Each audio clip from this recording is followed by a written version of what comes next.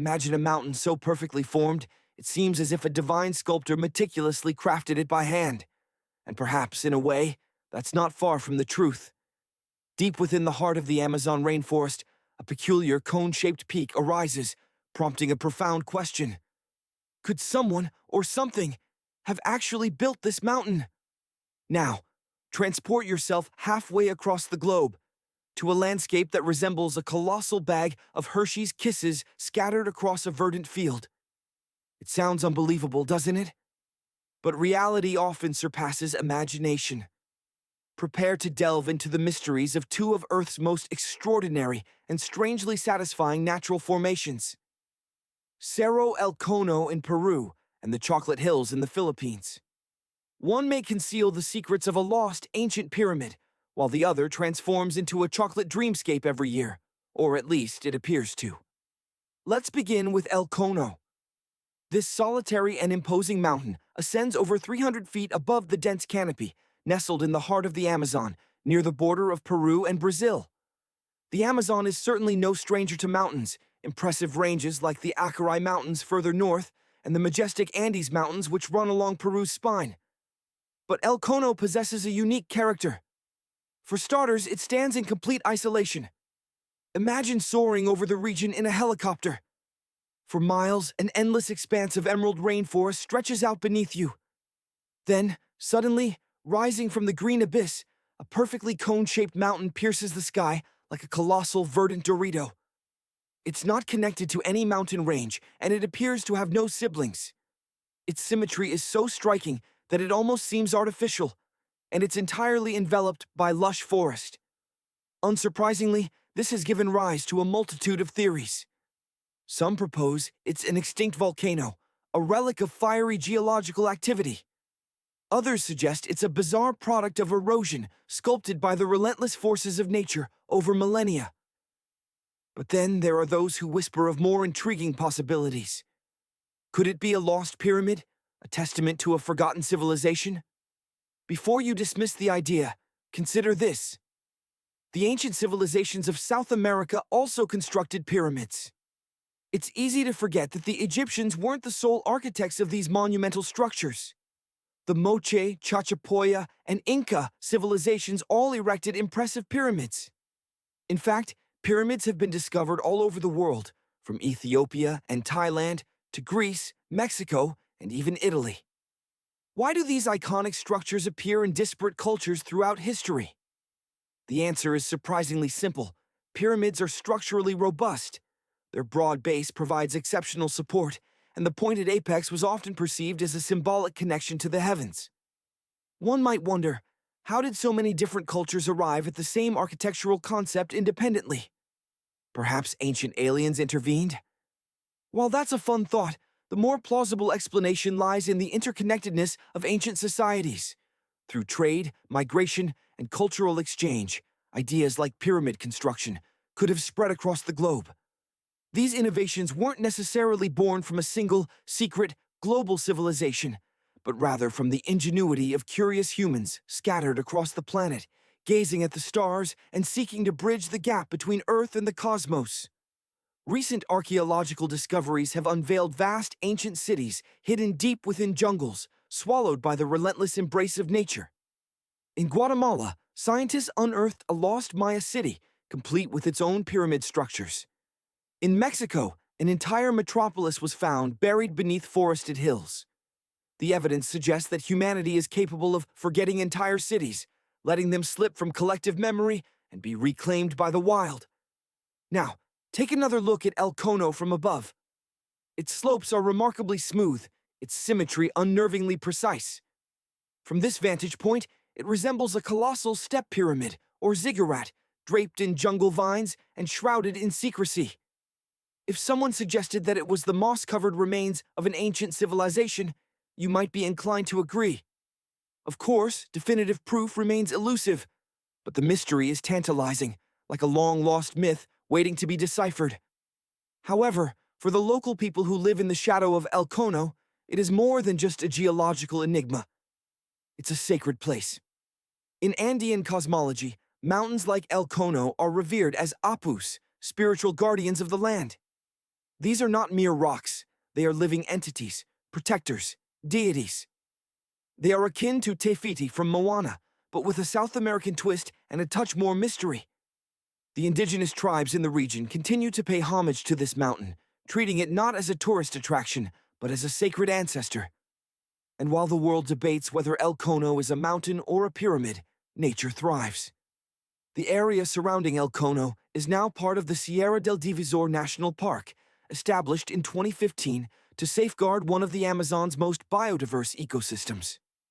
Within its boundaries, you'll find rare plants, hundreds of species of birds, diverse monkey populations, and endangered animals such as jaguars, Panthera onca, giant armadillos, Priodontes maximus, and even tapirs, Tapirus terrestris, the jungle's endearing pig-like herbivores. Imagine, if you will, a journey back in time, to the era of the ancient Maya. These weren't just simple settlements. We're talking about ceremonial centers, towering pyramids piercing the jungle canopy, expansive plazas where life unfolded, and even specialized courts for ritual ball games. The Maya were master builders, particularly when it came to pyramids, but their genius extended far beyond architecture. They possessed an advanced understanding of astronomy. Using what would seem to us like rudimentary technology, they meticulously tracked the movements of planets like Venus and Mars. Astonishingly, they could predict eclipses with pinpoint accuracy. This is the backdrop against which a young man named William embarked on an extraordinary quest, a quest to rediscover a lost Mayan city. His methodology might seem unconventional, but it wasn't entirely outlandish. After all, the Maya were deeply connected to the cosmos. Is it so far-fetched to believe they might have aligned their grandest structures with the heavens? They wouldn't be the first civilization to do so. Consider the enduring fascination with the Giza pyramids in Egypt. A dedicated, if somewhat fringe, area of Egyptology explores the theory that these colossal structures were deliberately aligned with the stars of the Orion constellation, each pyramid mirroring a major star in Orion's belt. William's inspiration struck when he questioned the seemingly arbitrary locations of Mayan cities. Why, he wondered, were major urban centers like Chichen Itza and Uxmal built far from reliable water sources, perched atop mountains, and in seemingly marginal lands? The then 15-year-old suspected a celestial connection. He theorized that the positions of these cities were dictated by astronomical considerations. William christened his discovered city Mouth of Fire, a name that resonated with him, and his work even garnered a merit award. However, his theories ignited a fierce debate within the archaeological community. Many Mayan experts challenged William's conclusions, arguing that constellation-based theories lacked scientific rigor. Anthony Aveni, a respected anthropologist and astronomer, characterized William's approach as an exercise in creative imagination, emphasizing the inherent uncertainty surrounding the true nature of Mayan constellations. It's all speculation, he argued. Adding fuel to the fire, Mayanist David Stewart proposed a more prosaic explanation for the anomalies spotted in satellite imagery. An old cornfield. This claim gained further traction following a 2021 expedition to the area, where archaeologists reported finding nothing of significance. Despite the controversy, the fact remains. A teenager, using innovative techniques, came tantalizingly close to uncovering a lost Mayan city. This is a feat in itself. And, intriguingly, similar methods are being deployed around the globe in the search for lost civilizations. Space archaeologist Sarah Parcak emphasizes the pivotal role of satellite imagery in revealing ancient cities in regions like Egypt. Her work involves meticulously analyzing images for subtle clues, telltale signs of buried structures hidden beneath layers of vegetation, soil, sand, or modern development. To penetrate dense canopies and peer beneath the surface, she employs infrared technology. A recent major discovery in Brazil exemplifies this approach. Satellite imagery revealed a network of trenches dating back to between 200 and 1200 CE, suggesting settlements that may have housed as many as 60,000 people. In this instance, the satellite data proved accurate. Researchers from the University of Florida unearthed mounds, ditches, and geoglyphs, confirming the presence of a substantial ancient settlement. Archaeologists also uncovered remnants of carefully planned walls surrounding plazas, echoing the architectural style of the ancient Maya. Advances in satellite technology are also providing new insights into well-known Mayan cities, like Tikal. Nestled deep within the Guatemalan jungle, Tikal is believed to have been the capital of the ancient Mayan Empire. At its peak, it rivaled the importance of major modern cities like London or New York. The city was a sprawling complex of monumental structures, many thought to be the final resting places of Mayan kings and nobles. We already knew Tikal was vast, but recent discoveries suggest it could have been 3 times larger than previously estimated. These findings center on a fortification located on the city's outskirts, indicating the true extent of Tikal's original boundaries. And the discoveries continue. In 2017, researchers unearthed new clues, shedding light on the factors that may have contributed to the Mayan civilization's decline. By analyzing radiocarbon data from ceramics and conducting archaeological excavations at a site in Cybele, located about 62 miles southwest of Tikal, scientists are piecing together a more complete picture of this ancient civilization's rise and fall. Imagine traveling back in time, centuries ago, to the heart of the Mayan civilization.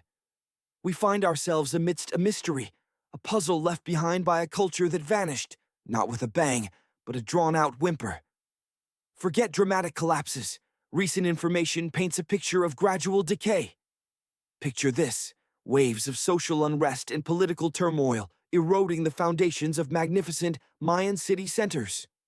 Slowly, the population disperses, scattering like seeds in the wind. Isn't it the perfect moment to dust off our archaeological tools and delve into these ancient ruins? The thrill of discovery awaits. But before we do, consider something seemingly simple: the date. Today, a glance at your smartphone instantly reveals the day, month, and year. A triviality. But did the ancient Mayans possess such a straightforward concept of a year, a neat 365-day cycle? The answer, like Mayan civilization itself, is complex. They operated on cycles, something akin to our year. However, their cycles dwarfed ours, stretching to an astounding 809 days. And here lies the enigma. 819 days compared to what? When did this calendar commence, and where did it ultimately lead? These questions haunted scientists for decades. The Mayan calendar remained an unyielding secret until the 1940s, when fragments of its truth began to surface. More recently, 2 American scientists, John Linden and Victoria Bricker, dared to approach the puzzle from a fresh perspective. Their breakthrough lay in expanding the scope of the calendar far beyond the initial 809-day cycle, encompassing a staggering 45 years, 20 times longer than previously considered. A pattern previously obscured began to crystallize. This was a monumental achievement. The Mayan system of timekeeping was notoriously intricate. Cast aside the simple Arabic numerals we take for granted. The Mayans communicated through glyphs, tiny, evocative images representing characters, not unlike the icons on your computer desktop or the universal symbols we encounter daily. Imagine a small dot crowned by 3 curved lines, instantly recognizable as a Wi-Fi signal. Mayan glyphs, however, depicted animals or natural phenomena, a jaguar perhaps, or a soaring eagle. Each glyph marked a single day, and each cycle repeated 4 times, creating blocks of 819 days multiplied by 4. Let's call these 4 cycles blocks. Early researchers believed the Mayans imbued each block with a color corresponding to the 4 cardinal directions: red for east, white for north, black for west, and yellow for south. But the 1980s brought a wave of revisions, a reevaluation of long-held assumptions. Calculations crumbled. It became apparent that the colors were not tied to compass points, but rather to the sun's trajectory across the sky. Yellow represented the zenith, the sun's highest point, while white symbolized the nadir, its lowest. The Mayan calendar stands as a testament to their profound astronomical knowledge. This mastery is perhaps most evident at Chichen Itza, a principal Mayan city nestled on Mexico's Yucatan Peninsula. There, a magnificent stepped pyramid rises, dedicated to the feathered serpent deity. its alignment breathtakingly precise. Twice a year, during the equinoxes of March and September, a spectacle unfolds. These are the moments when the sun hangs directly over the equator, when day and night achieve perfect equilibrium. As the sunlight strikes the pyramid, it first graces the sculpture of the serpent's head at the base. Then, slowly, inexorably, it creeps up the 91 steps, conjuring the illusion of a snake slithering down the ancient stone. Even today, crowds gather to witness this awe-inspiring display, a tradition that must have been infinitely more profound when the Mayans completed the structure around 1050-1300 CE. Do you know what a synodic period is? Perhaps not. But Mayan astronomers certainly did. In essence, a synodic period marks the time it takes for a celestial body to complete a full cycle as observed from Earth. Think of the time between two full moons, roughly 30 days. The Mayans were tireless observers of the cosmos, meticulously recording the synodic periods of planets from Venus to Saturn. They kept detailed records of nearly every celestial body visible to the naked eye. But what does this have to do with their calendar? The connection lies in the calculations of those American researchers. Take Mercury, the planet closest to the Sun. Its synodic period is 117 days.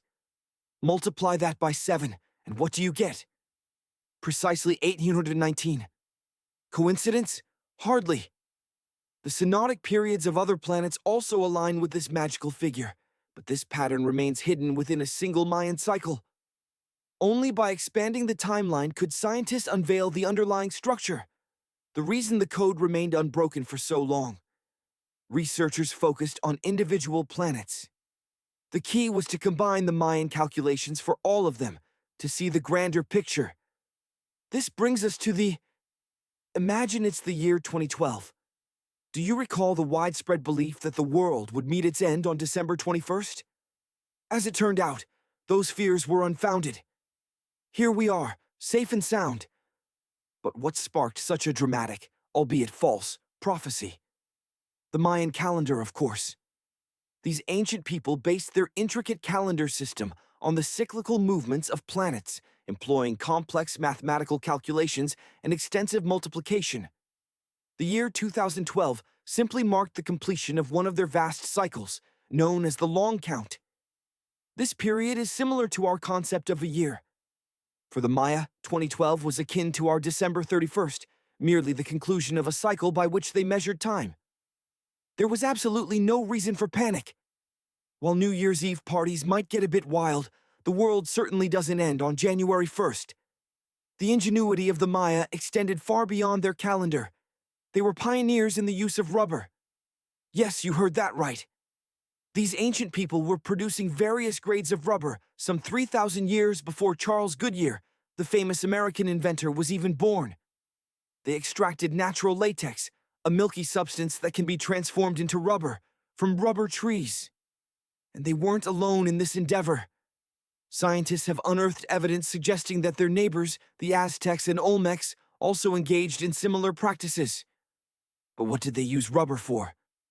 They certainly didn't need car tires. But a comfortable pair of sandals for the beach? Absolutely. Spanish explorers documented the rubber-soled footwear worn by the natives. Regrettably, archaeologists have yet to discover a complete pair. Such a find would be a significant step forward in our understanding of Mayan technology. The Maya were playful with rubber, quite literally. Researchers believe they crafted balls from latex. These balls were incredibly bouncy and varied in size, ranging from that of a softball to a soccer ball. A central part of Mayan culture was a ball game, often played in specially constructed pits that involved two hoops. You might be picturing basketball, but it was quite different. These hoops were positioned on walls towering 23 feet high, dwarfing the NBA's standard 10-foot hoops. Moreover, the orientation of the hoop was different, adding to the challenge. But the story of the Maya also has a sweet side. These ancient people savored chocolate. In fact, the modern word chocolate likely originates from their language, specifically the word zocolatl, meaning bitter water. You can understand the bitter aspect, but why water? The Maya didn't consume chocolate in the form we recognize today. They didn't make chocolate bars. Instead, they drank it. Ground cocoa beans were used to create delicious drinks. The Maya refined their chocolate concoctions over time, even incorporating spices. How about a fiery chocolate beverage with chili peppers and cornmeal?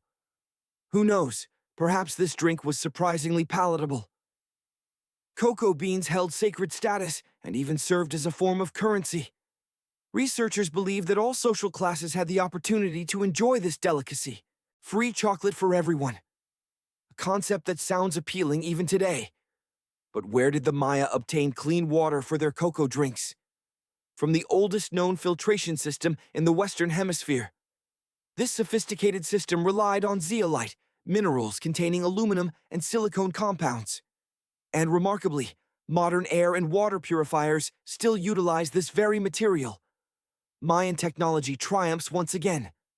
Back in Europe, Roger Bacon developed a sand filtration system in 1627, roughly 1,800 years after the Maya had already perfected their own. But what about regions lacking rivers, lakes, or springs? Mayan engineers had already devised a solution: rainwater harvesting. They carved out massive reservoirs in the limestone bedrock. These underground caves were then coated with a watertight material. The final touch was the creation of small channels that collected rainwater from the surrounding hills. Scientists estimate that a single one of these reservoirs could hold an average of 10,000 gallons of rainwater, enough to fill 55 modern hot tubs. Imagine yourself lost deep within the jungle of the Yucatan Peninsula in Mexico. Strange sounds echo all around you. To make matters worse, the sun is beginning to set. Soon, you'll be alone in the heart of an unfamiliar rainforest. Perhaps venturing off in search of El Dorado on your own wasn't such a wise decision after all. You press on as quickly as you can when suddenly... What's that you see? Large stairways constructed from stone. This certainly doesn't appear to be a natural formation. You snap a picture. Perhaps you haven't discovered gold, but you might have stumbled upon something of immense significance. Congratulations! You found Okamtun, a long-lost Mayan city concealed 37 miles within the jungle. The name translates to stone column. Stone was clearly a popular building material at the time, as the Maya utilized it extensively in the construction of their pyramids, houses, and even ball courts. If you ever believed that Europeans invented ball games, think again. The Maya enjoyed playing ball games for recreational purposes. Okamtun is just one of a series of long-lost Mayan cities that are being rediscovered today, thanks to advances in modern technology. We'll delve into the details of some of the others momentarily. Imagine traveling back in time, not to the age of dinosaurs, but to a more recent, yet equally fascinating era. The world of the Maya.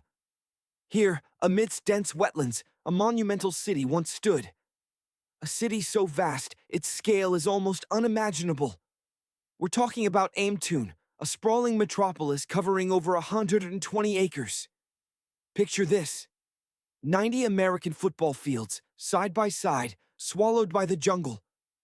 Archaeological discoveries reveal that Amtun was no mere settlement. Pyramids, reaching heights of nearly 50 feet, pierced the sky. This was a vital social hub, thriving between 250 and 1000 CE. Amtun certainly reshapes our understanding of the Mayan world. But the unearthing of lost Mayan cities began long ago, in the 19th century. Today, modern technology offers unprecedented insights.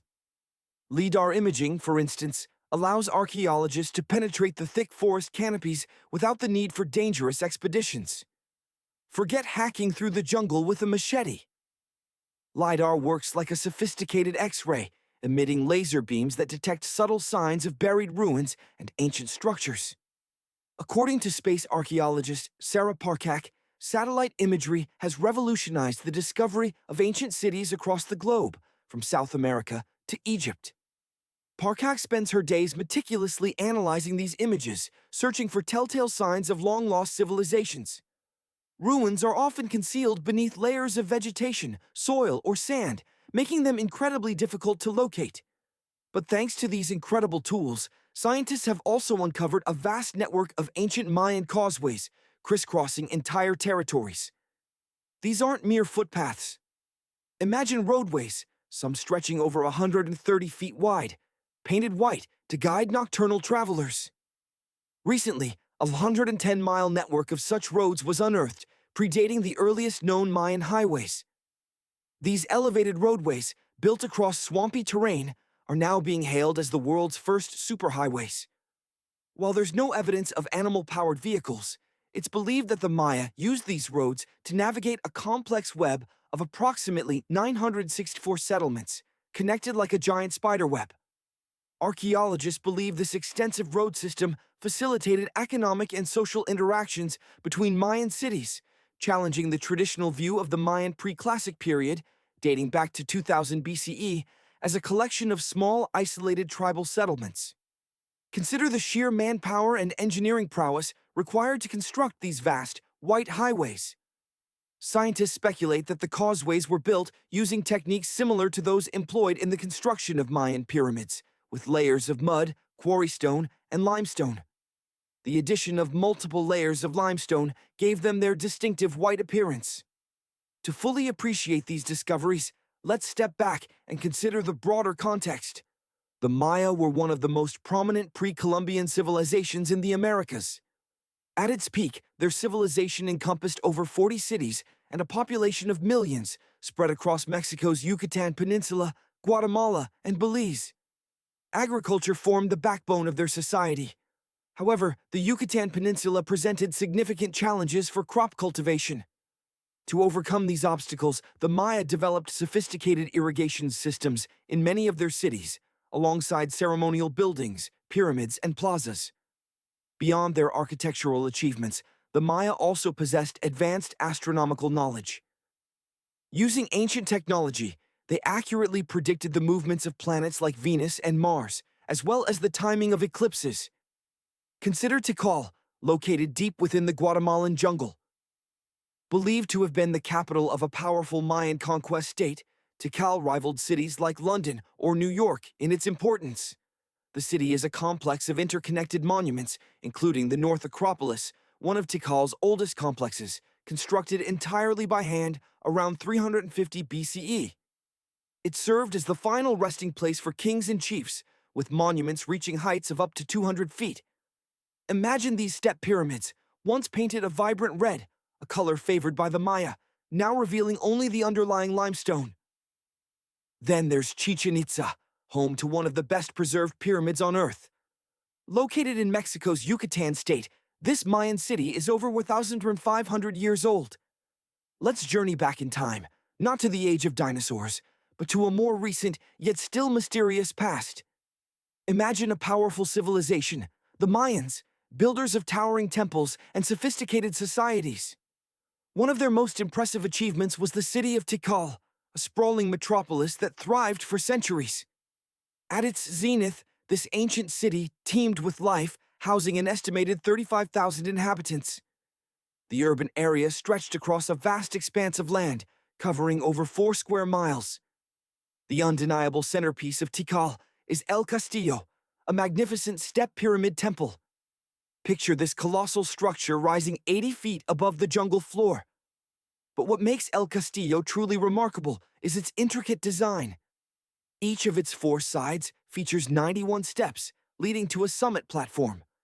When combined, these steps total 365, mirroring the number of days in a solar year. This is a testament to the Mayans' profound understanding of astronomy and their ability to integrate that knowledge into their architectural marvels. These people were clearly a force to be reckoned with. But here's the enigma that continues to baffle historians. What led to the downfall of this once mighty empire? The evidence surrounding their decline remains frustratingly scarce. What cataclysmic event could have brought about their demise? Was it a prolonged drought that withered their crops and shattered their society? Recent investigations, including groundbreaking research from 2017, are starting to offer some compelling clues.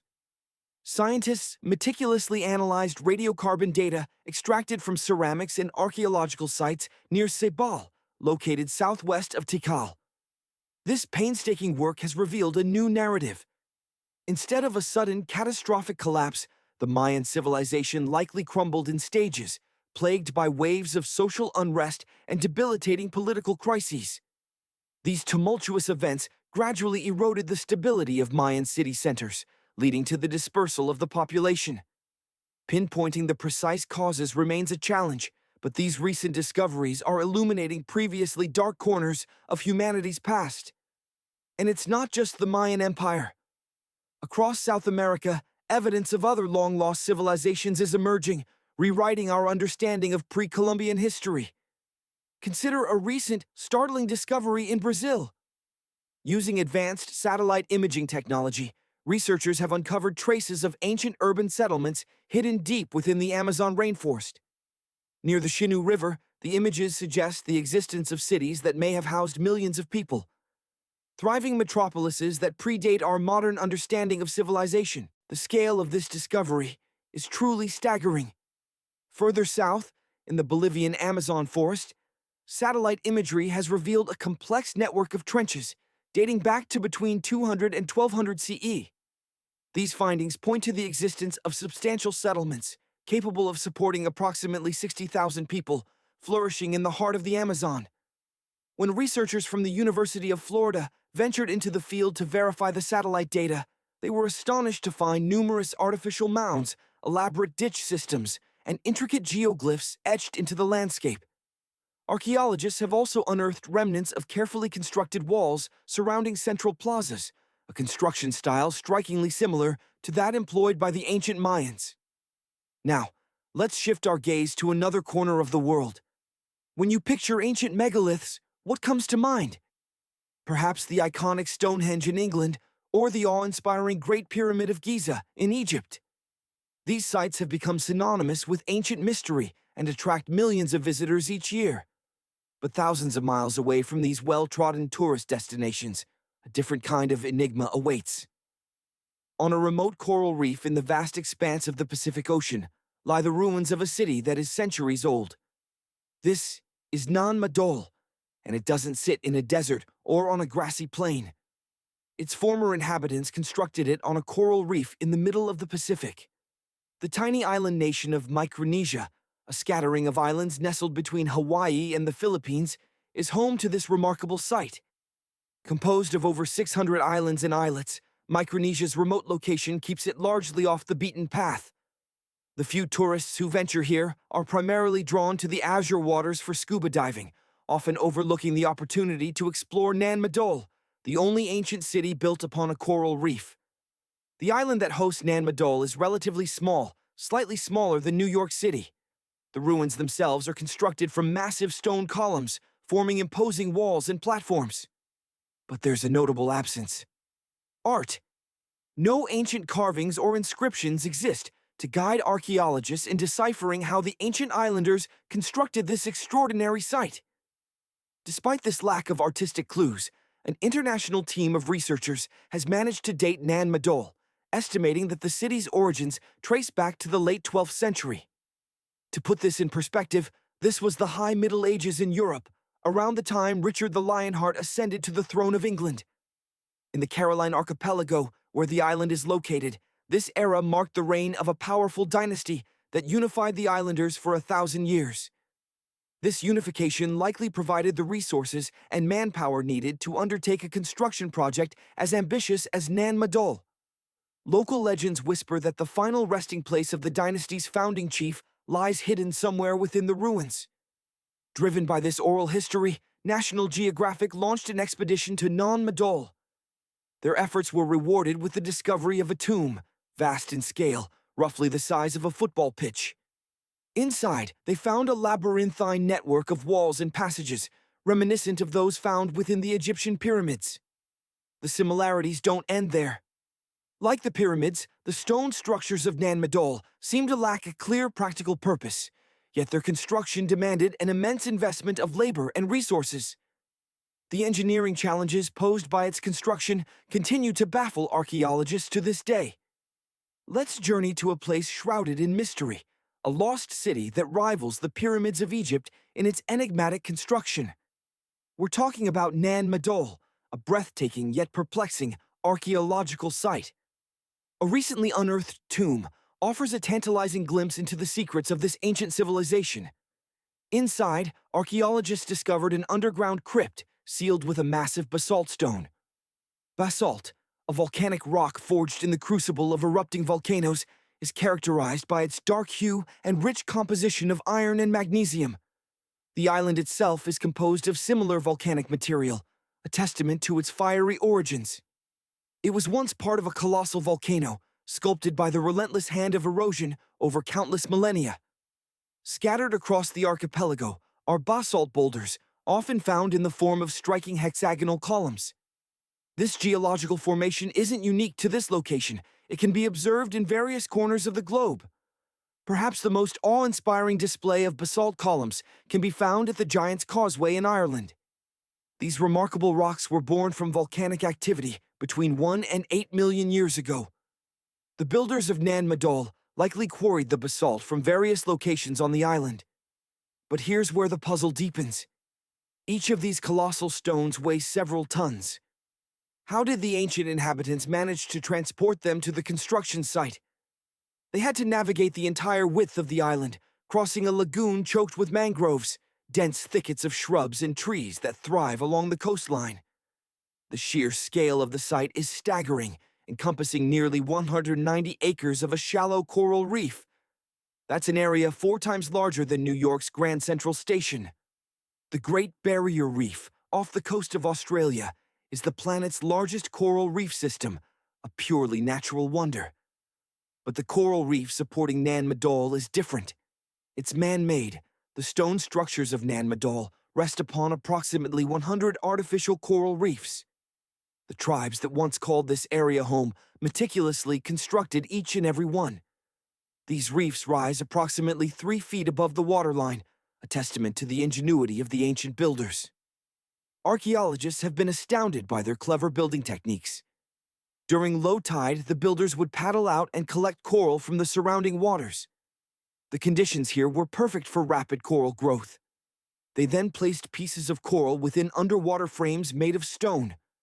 Once the first level was filled, they added another layer of stones and repeated the process. This allowed the foundation to gradually rise above the water's surface. These artificial islands were interwoven with a network of tidal canals. The site was fortified by 12 walls, designed to protect it from the relentless power of the sea, much like modern harbors use breakwaters. The layout of Nan Madol has earned it the moniker, the Venice of the Pacific. The coral base proved strong enough to bear the immense weight of the basalt columns. Some estimations suggest that the total weight of the stones used in the construction was a staggering 250 million tons. This becomes clear when we examine the largest monoliths on the site. These massive stones, both naturally occurring and artificially shaped, are truly impressive.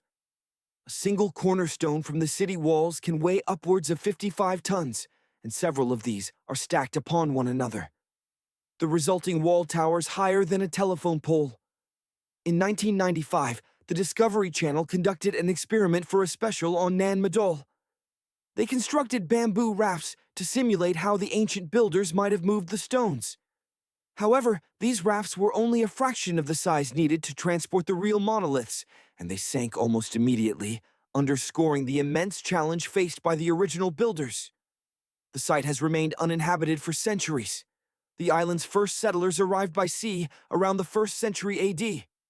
Historians believe they came from the nearby Solomon or Vanuatu Islands. Nan Madol rose to prominence as a regional administrative center towards the end of the 11th century. Its golden age is linked to the reign of a powerful dynasty, which lasted for nearly 5 centuries. European traders had known about the island for a considerable time.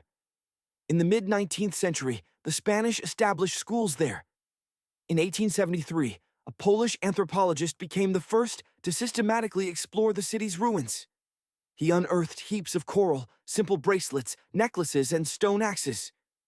There were also round discs with holes in the center, believed to have served as currency. In modern times, the island became part of Micronesia. Today, the local tribal chief acts as the supervisor of the ruins, a title that traces its origins back to the time of Nan Madol's builders. Yet, the locals themselves cannot fully explain how their ancestors managed to erect these colossal stone structures. The country's former top archaeologist once stated, "We don't know how they brought the columns here, and we don't know how they lifted them up to build the walls." Researchers from across the globe are determined to unravel this mystery.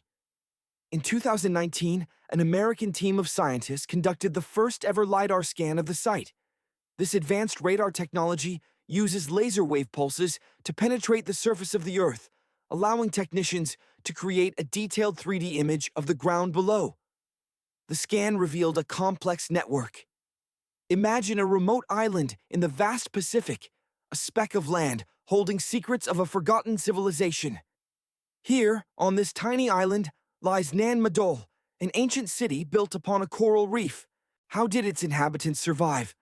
A complex irrigation system, a marvel of ancient engineering, likely provided fresh water to the settlements. As for food, it was probably transported by boat from neighboring islands. Historians estimate that during the city's construction, between 20,000 and 30,000 people called this island home. In 2016, UNESCO recognized Nan Madol's historical significance, designating it a World Heritage Site. But the future of this remarkable city hangs in the balance. The waterways, once vital arteries of the city, are now choked with mangroves. This relentless vegetation threatens to undermine the very foundations of Nan Madol. While efforts are underway to promote tourism, the site currently attracts only about 1,000 visitors each year. Compare that to Easter Island, which welcomes 50 times as many. Both destinations are remote, but Nan Madol sits at a staggering distance from the nearest mainland. To reach California from Nan Madol, you'd have to travel more than twice the length of the mighty Mississippi River. Now, let's journey to another lost world. Are you ready for an adventure? Rainforests, with their dense foliage and hidden dangers, pose a formidable challenge to even the most seasoned archaeologist. This very inaccessibility is one of the main reasons why the truth about the ancient Maya remained shrouded in mystery for so long. But prepare to be amazed. Before us lie ruins, unlike any you'd expect to find in the jungles of Central America. These are not mere settlements, but remnants of vast infrastructure, including roads stretching 130 feet wide, paved and painted white, to guide travelers through the night. To put that in perspective, these roads were about half the size of an American football field. Recently, scientists unearthed a network of these roads spanning an incredible 110 miles. Dating back to a period before the earliest known Mayan ruins, these roadways, which sometimes traversed swampy terrain and were even elevated, are being hailed as the world's first superhighways. Though there is no evidence of animal-powered vehicles. It is believed that the Maya used these roads to navigate a sprawling network of approximately 964 settlements. Like a giant spiderweb, this interconnected system facilitated economic and social interactions on a grand scale. This discovery shatters the conventional view of the Mayan pre-classic period, 1000 Rs to 350 BCE, as a time of small, isolated tribal settlements. Imagine the sheer manpower and engineering prowess required to construct these massive white highways. Scientists theorize that these causeways were built using techniques similar to those employed in the construction of Mayan pyramids, and if you're curious about those colossal structures, we'll delve into their secrets shortly. For now, know that these roads were constructed using a mixture of mud and quarry stone, reinforced with multiple layers of limestone. The revelation of this ancient infrastructure was made possible by a groundbreaking technology called LiDAR, light detection and ranging imaging.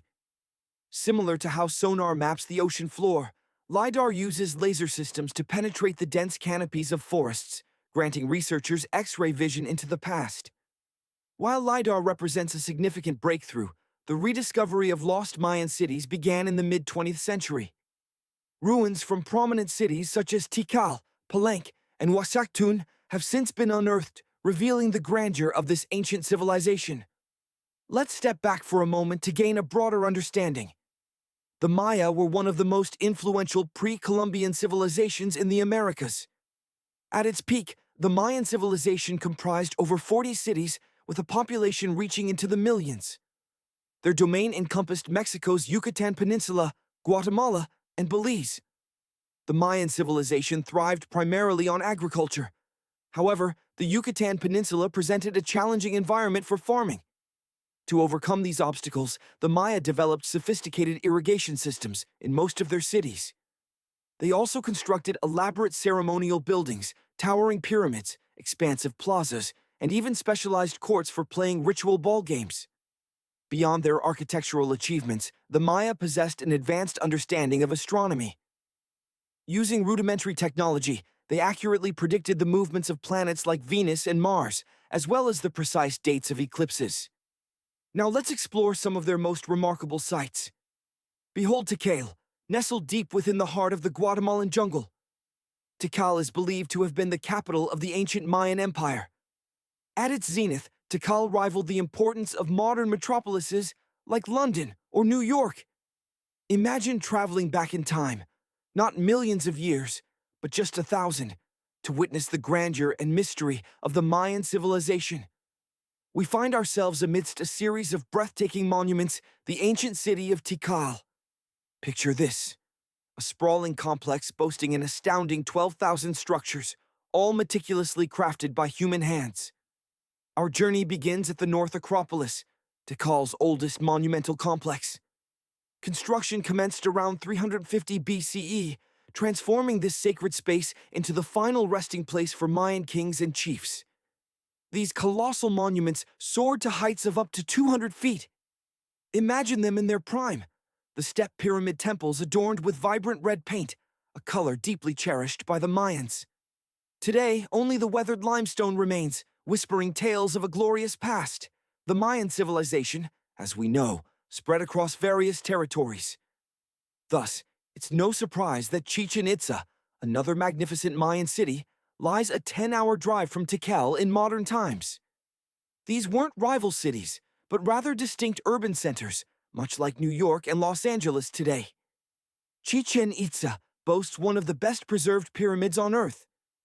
Situated in Mexico's Yucatan state, this city is over 1,500 years old. At its zenith, it housed a population of around 35,000 people within its 4 square miles. The crown jewel of Chichen Itza is undoubtedly El Castillo, a colossal step pyramid temple that rises 80 feet above the ground. But what truly sets El Castillo apart is its peculiar design. Each of its 4 sides features 91 steps. Including the upper platform, this brings the total to 365 steps, mirroring the number of days in a solar year. A testament to the Mayans' profound understanding of astronomy and mathematics. Now let's venture to Palenque, another significant Mayan city, believed to have housed over 6,000 people at its peak. Archaeologists have unearthed remarkable discoveries here, one of which evokes the spirit of Indiana Jones and Tomb Raider. One of Palenque's structures is believed to be the final resting place of the Red Queen of Palenque, possibly the grandmother of the last Mayan king. A grand monument was erected in her honor to safeguard her remains after death. The discovery of her tomb was a thrilling event.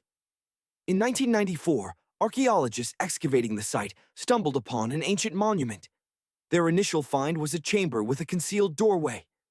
Upon opening it, they found themselves in an 8-foot-long corridor.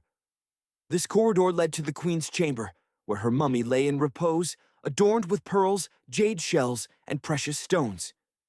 But as the team examined the remains, they noticed something peculiar. The room was filled with a vibrant red powder. Researchers were aware of the significance of the color red to the Mayans, but the purpose of this unknown substance remained a mystery. They collected a sample for analysis and discovered that the red powder was cinnabar, a highly toxic mineral. Inhalation of this powder can cause severe health problems. The team deduced that this could have been a trap intended for anyone attempting to steal her treasures, a deadly curse protecting the queen's eternal slumber. One of the enduring mysteries surrounding the Mayan civilization is the lack of clear evidence regarding its decline. What triggered their downfall? Was it a prolonged drought?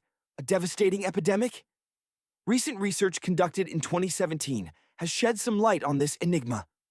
By analyzing radiocarbon data from ceramics and archaeological digs at a site called Sable, southwest of Tikal, scientists extracted new insights into the unexpected demise of this great civilization. The findings suggest that the Mayan civilization didn't collapse suddenly, but rather experienced a gradual decline marked by waves of social instability and political turmoil. These events are believed to have weakened Mayan urban centers, leading to the dispersal of the Mayan population. The mighty Mayan Empire, once a beacon of culture and innovation, slowly faded away, leaving behind magnificent ruins that continue to captivate and intrigue us today. Now, leaving behind the mysteries of the Mayan civilization, let's embark on a different kind of adventure, exploring some surreal hidden places around the world. Pack your flashlight and backpack and prepare for an unforgettable journey beginning in the mountainous landscapes of Switzerland. Our destination is the town of Wallenstadt, nestled in the eastern part of the country. The weather is cold and rainy, but we press on towards the base of a mountain where our first adventure awaits. After a challenging climb, we arrive at a bizarrely shaped castle. To reach it, we must traverse an incredibly narrow pathway clinging to the mountainside. Don't look down, we tell ourselves as we tighten the straps of our backpacks and carefully make our way along the path. Reaching the castle entrance, we're struck by the sight before us. The ruins of Castle Grottenstein, a 13th century fortress constructed entirely of stone. Although only ruins remain, their condition is good enough to give us a glimpse of the castle's former glory. We explore the interior, but the atmosphere is undeniably eerie, and we soon feel ready to move on. Our next destination is Turkey. After a plane and car ride, we arrive. Imagine yourself in the rugged landscapes of northern Venezuela, in the city of Churum. Just beyond the city limits, the terrain shifts dramatically. A valley unfolds, dominated by ancient, overgrown mountains, marking the start of a challenging trek. The path ahead is relentlessly steep, but it promises a glimpse into a secret world. A door carved directly into the mountainside. Welcome to Kapilikaya. Before us stands a colossal stone arch, a massive portal sealing the entrance to a structure hidden for centuries. Experts believe this enigmatic doorway dates back to the 2nd century BCE. Sadly, the immense door remains unyielding, its secrets locked away. What lies within remains a mystery, fueling speculation and local legends. Some whisper of hidden chambers, others of untold treasures. But to this day, no one has breached Kapilikaya's stony defenses to confirm these tales. With daylight fading, it's time to move on. Our journey takes us next to the ancient lands of Ethiopia. As we explore the city of Lalibela, an extraordinary sight emerges, a vast pit hewn into the earth. Approaching cautiously, we behold a magnificent structure of terracotta, its intricate details stealing our breath. But this is merely the first of 11 such wonders.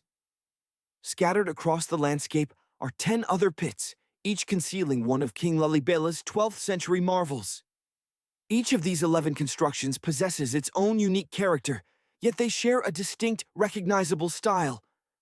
Imagine, each was painstakingly carved by hand over 2 decades, using only chisels. The scale of this endeavor is truly staggering, considering that these buildings reach heights of up to 50 feet, as tall as 5 African elephants, Loxodonta africana, stacked precariously on top of each other. This unconventional method rendered them entirely monolithic, sculpted from single, colossal blocks of stone. Leaving Ethiopia behind, we board a flight to southern Italy, to the very tip of the boot. Here, no strenuous hike is required. Our destination, the Sassi di Matera. This Paleolithic city is carved into the steep slopes of a hillside. Stepping into this place is like stepping back in time. The local stone houses and ancient buildings are unlike anything you've ever encountered. Known locally as Sassi, this site is believed to be one of the earliest human settlements in Italy, with its origins stretching back over 9,000 years. As we wander through the town, we might find ourselves invited into one of the cave-like dwellings, and, remarkably, some of the streets above run directly over the roofs of people's homes. This is Paleolithic urban planning at its most inventive. By now, you're likely becoming an expert in rock-cut architecture, but our exploration continues. Next, we journey to Slovenia, home to the world's largest cave castle, Pre-Jama Castle. This medieval fortress is perched atop a 400-foot cliff designed to be impregnable. Fortunately for us, security is less stringent today. However, for the adventurous, a more challenging and less traveled route awaits. The castle's extensive network of underground tunnels. These secret passageways were built over 800 years ago for the castle's owner, providing a discreet means of transporting supplies. Today, Pre-Jama Castle exudes an aura of both enchantment and mystery, its atmosphere shifting with the weather, from warm and sunny days to cold, stormy nights. Leaving this medieval marvel, we set our sights on Petra, a magnificent Jordanian monument nestled in the heart of the desert. A visit here demands ample water and sunscreen, for the desert sun can be unforgiving. But the rewards are immeasurable. The city of Petra is a true wonder of the ancient world. Dating back to the 4th century BCE, this region served as a vital trading hub, a crossroads of commercial routes. Petra was a wealthy city, home to the Nabateans, an Arab Bedouin tribe that flourished in the area for centuries. The iconic rock-carved structure that defines Petra is known as the Pharaoh's Treasury, Al-Khazneh. It stands guard at the main entrance to the site, rumored to conceal a hidden treasure. While the temptation to search for it might be strong, that adventure must wait for another time. For now, we board another plane, bound for the Americas. Our first stop, the mountainous state of Colorado in the USA. Here, we venture into Mesa Verde National Park. Amidst the lush greenery and abundant vegetation, we discover over 600 dwellings built within caves beneath the cliffs, carved deep into the mountainside. This ancient village is now a designated heritage site. The local Pueblo people constructed it around the 1190s.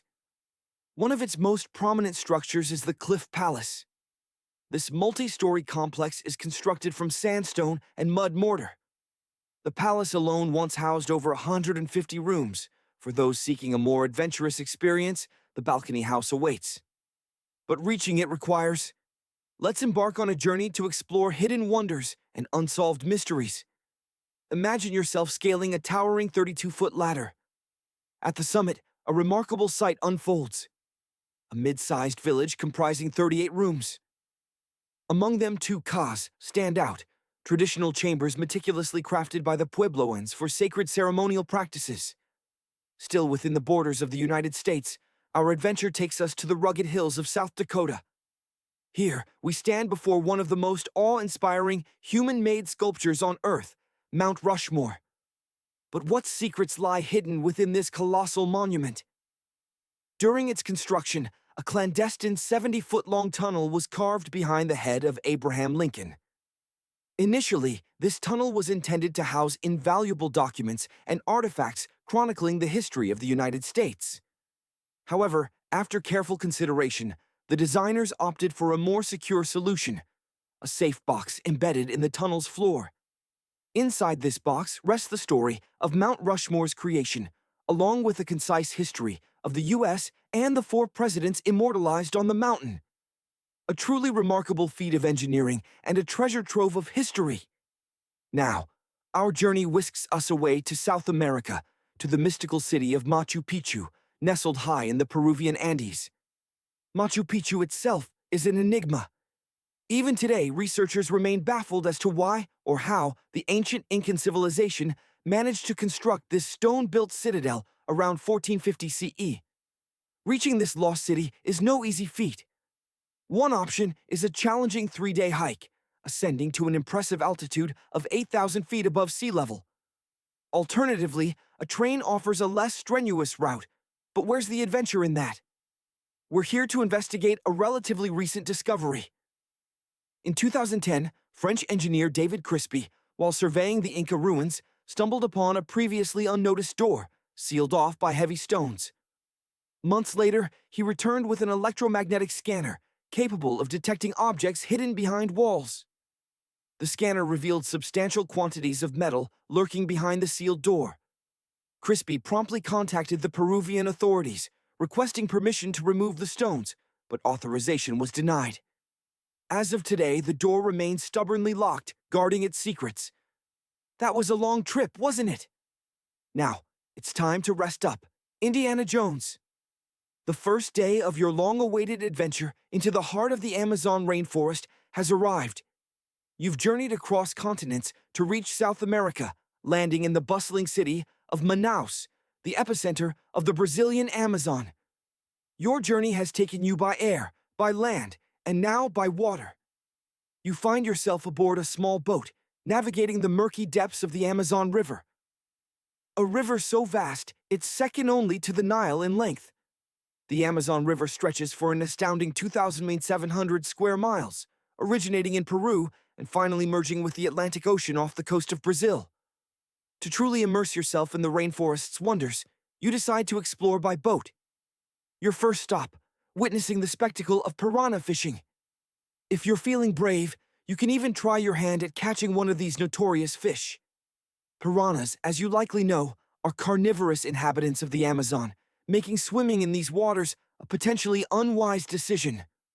One of the most iconic crocodilians of the Amazon River basin is the broad-snouted caiman. At first glance, it resembles a typical alligator, save for its distinctive yellow chin. Your guide ventures out of the boat, carefully scanning the water to offer you a closer look at a caiman. He also shares tales of another legendary creature lurking in the river's shadows, the elusive pink dolphin. And you are in luck. A family of pink dolphins graces you with their presence, frolicking near your boat. They appear almost magical in this environment. You might be surprised to learn that dolphins can be pink. However, the dolphin's vibrant hue is, in fact, an optical illusion. These animals are naturally pinkish-gray, but the muddy waters of the Amazon River give them a vivid pink appearance when viewed from above. Your guide explains that the pink dolphin holds a central role in Brazilian folklore. Locals believe these dolphins can transform into humans and venture into towns at night. Leaving the boat behind, you step onto the riverbank, ready to continue your exploration on foot. Your guide warns you that you are entering a perilous realm. The Amazon is teeming with some of the most unsettling wildlife on the planet. But fear not, for we'll encounter many of them today. You've come well prepared, of course, equipped with bug spray, a raincoat, and keen eyesight. Within the jungle's depths, constant vigilance is paramount. You've likely heard stories of the anaconda, a snake capable of swallowing prey as large as a cow in a single gulp. I'm afraid to say these aren't just stories. This reptile. Picture this, a colossal solitary mountain rising from the heart of Africa. A place shrouded in mystery and local legend. Some call it a potential elephant hybrid, a testament to the unique wildlife thriving in its shadow. Deep within the surrounding forest, caves yawn open, springs bubble to life, and rumors persist of undiscovered ruins, swallowed by the dense vegetation near Ilono. But what exactly is Ilono? Geologists, after careful study, suggest it's likely a volcanic cone, sculpted by ancient eruptions. This is the official stance, endorsed by UNESCO itself. However, a dissenting chorus argues for a more subtle explanation: erosional geomorphology. Imagine wind, water, and the relentless march of time, working in concert to meticulously carve a mountain from the very fabric of the landscape, a geological origami project spanning millions of years. Yet the complete truth remains elusive. A definitive answer awaits a respectful, scientifically rigorous expedition, one armed with drones, ground-penetrating radar, and crucially, the blessing of the local communities. Until then, Ilono guards its secrets jealously. Perhaps that's its greatest charm. The world needs mysteries to retain its magic. Now, let's embark on a metaphorical journey across the globe, boarding an imaginary plane bound for the Philippines. Here, the mystery takes on a sweeter form. Sprawled across more than 20 square miles, a breathtaking spectacle unfolds. Between 1,200 and 700, perhaps even more, perfectly shaped hills resembling chocolate kisses dot the landscape. Seriously, it's as if a giant confectioner has scattered countless Hershey's Kisses across the terrain. These are the Chocolate Hills, one of the Philippines' most iconic natural wonders. From a distance, their symmetry seems almost artificial, as if an alien landscaper, armed with a measuring tape and a quirky sense of humor, meticulously crafted each mound. But how did they come to be?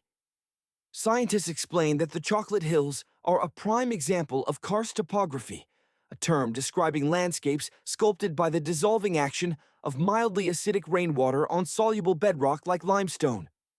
In this case, the hills were once vibrant coral reefs and marine limestone formations, thrust skyward by the immense forces of tectonic activity. Over eons, the exposed rock was subjected to the relentless assault of wind, rain, and subterranean rivers, leaving behind this awe-inspiring army of symmetrical mounds. It's a geological masterpiece, millions upon millions of years in the making. However, scientific explanations aren't the only stories in town. Local legends offer a more colorful, whimsical perspective.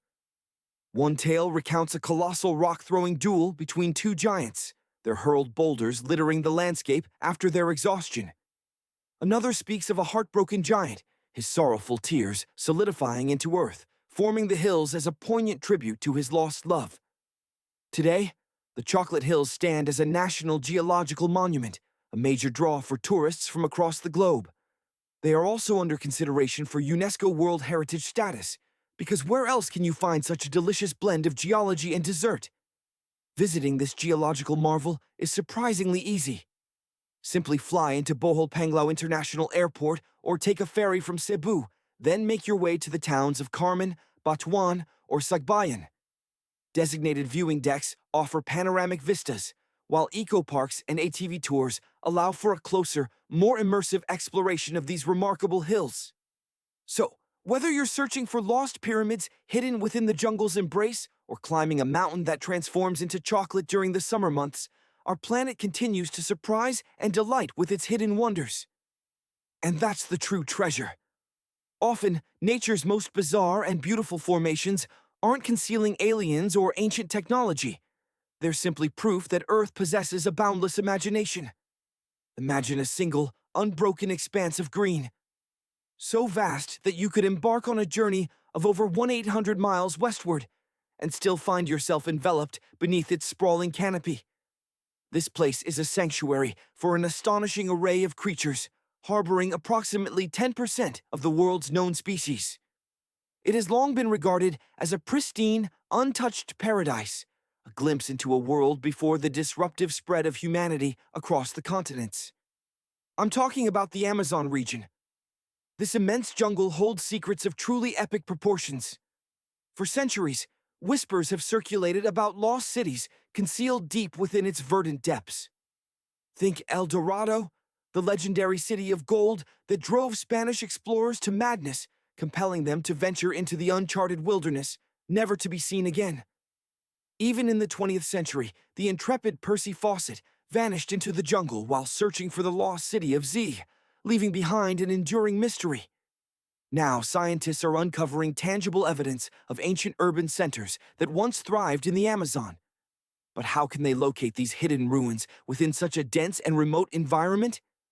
The answer lies in a remarkable technology called LiDAR, light detection and ranging. Researchers board helicopters and utilize light-based remote sensing to digitally strip away the dense canopy, exposing the buried remnants of a vast urban settlement near Llanos. Imagine the possibilities. Imagine deep within the emerald labyrinth of the jungle, where sunlight struggles to pierce the dense canopy, life unfolds in ways that defy expectation. Is that movement between the trees? Something large, hairy. Could it be? Yes, lurking in the shadows is the Goliath bird-eater, Theraphosa blondi, a spider of truly monstrous proportions. Picture this. Legs that can span a full foot, a body weighing in at a hefty 6 ounces. This is the undisputed king of the tarantulas, a creature demanding respect, if not outright fear.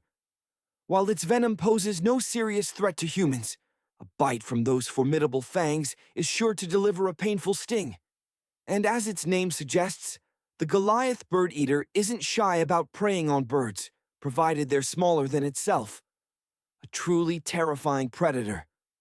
But the jungle is a place of contrasts, where giants share space with miniatures. Look closely now at the delicate web glistening with morning dew. Almost invisible, a tiny spider diligently works. This is the decoy spider, a master of deception. And what's this? An enormous spider, far too large for this tiny architect to have built alone. It's a phantom, a carefully constructed effigy built from the remains of other insects and dried leaves. The decoy spider crafts this terrifying image to scare away potential predators. If it fools a hungry bird or mammal, all the better. To our eyes, this elaborate deception is almost endearing. Who knew such artistry existed in the arachnid world? Near a tranquil lake, a drama is about to unfold. A large snake, muscles rippling beneath its scales, silently slithers toward an unsuspecting lizard basking on a sun-drenched rock. The lizard seems oblivious, lost in the warmth. The snake coils, preparing to strike, but then, with a burst of speed, the lizard is gone, seemingly defying gravity as it dashes across the water's surface. This is the basilisk lizard, also known as the Jesus Christ lizard, famous for its incredible ability to walk on water. It's not magic, but physics in action. The lizard moves its legs with incredible speed, creating tiny pockets of air that support its weight, while its long tail acts as a counterbalance. A truly remarkable feat of evolution. Have you ever wondered what the inside of a frog looks like? Here, in this hidden corner of the rainforest, is your chance to find out. Before us sits a glass frog, a rare and fascinating amphibian. Its skin is almost entirely transparent, offering an unparalleled view of its internal organs. You can see its heart beating, its digestive system at work. It's like having X-ray vision, a window into the very essence of life.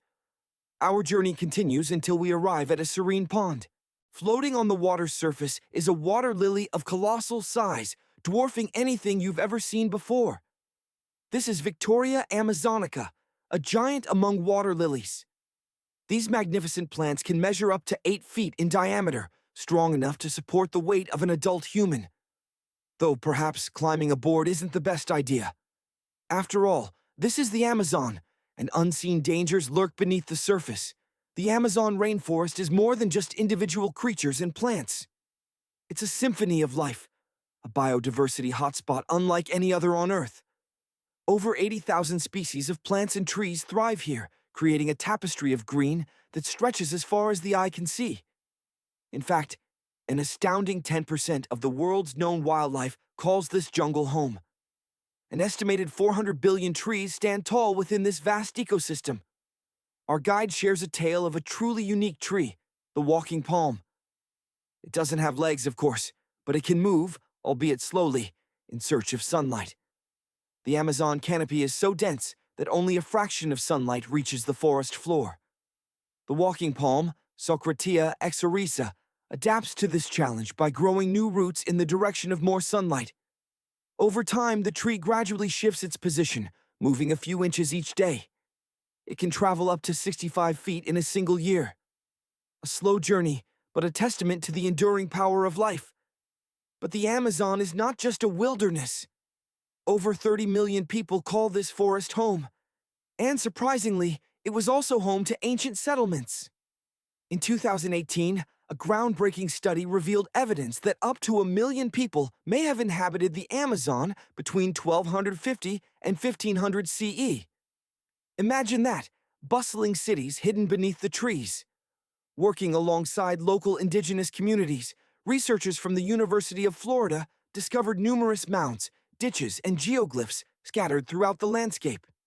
Mapping these recurring patterns, they realized they were remnants of a sophisticated ancient civilization, with carefully designed walls and central plazas.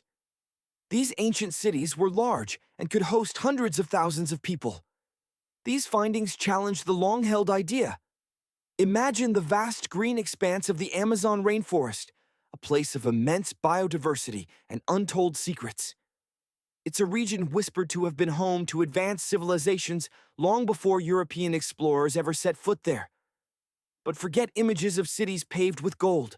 Picture instead sophisticated agricultural societies, intricately interwoven with the natural world. Now, focus on a specific point on the map. Right there, in that dense jungle, It's estimated that around 100 people have met their end, vanished without a trace. The common thread? They were all searching for the same man, Colonel Percy Fawcett. Fawcett was a quintessential British explorer, a man known for his piercing blue eyes, impeccably groomed beard, and that signature hat that completed his adventurous look. He was a figure straight out of a Jane Austen novel, yet he lived a life more akin to Indiana Jones.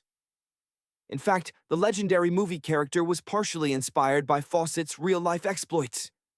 But his disappearance in 1925 holds a mystery far darker and more compelling than any Hollywood script. Colonel Fawcett possessed a rare kind of boldness, not the everyday kind, but a fearless, reckless abandon.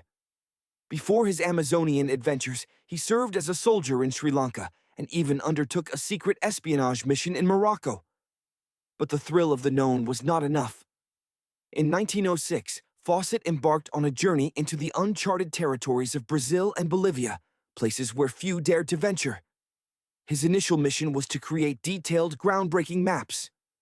While it might not sound overtly dangerous, remember the context.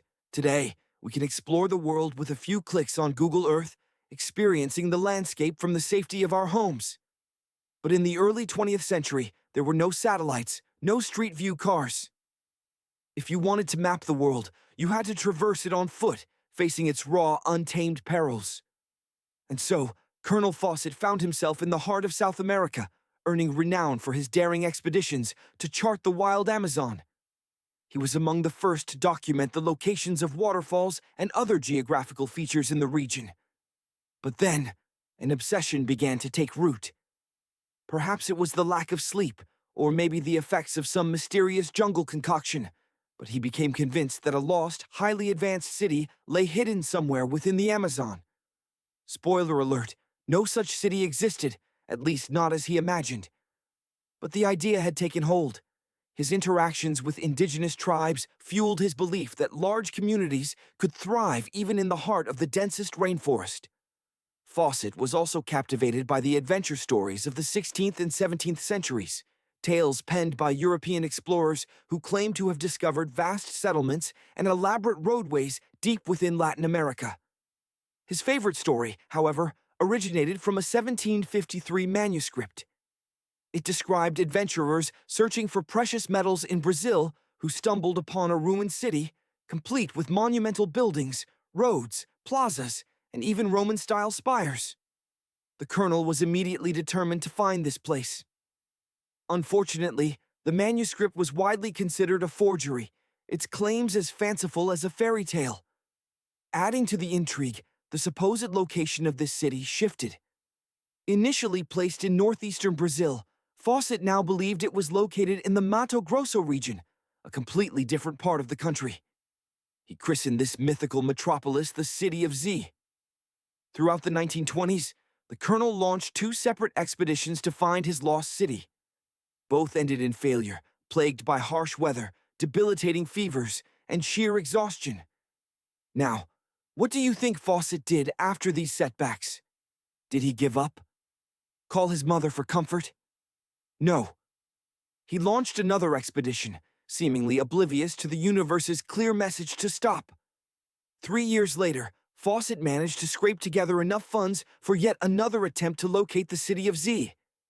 He needed a crew, individuals as driven, or perhaps as mad, as himself.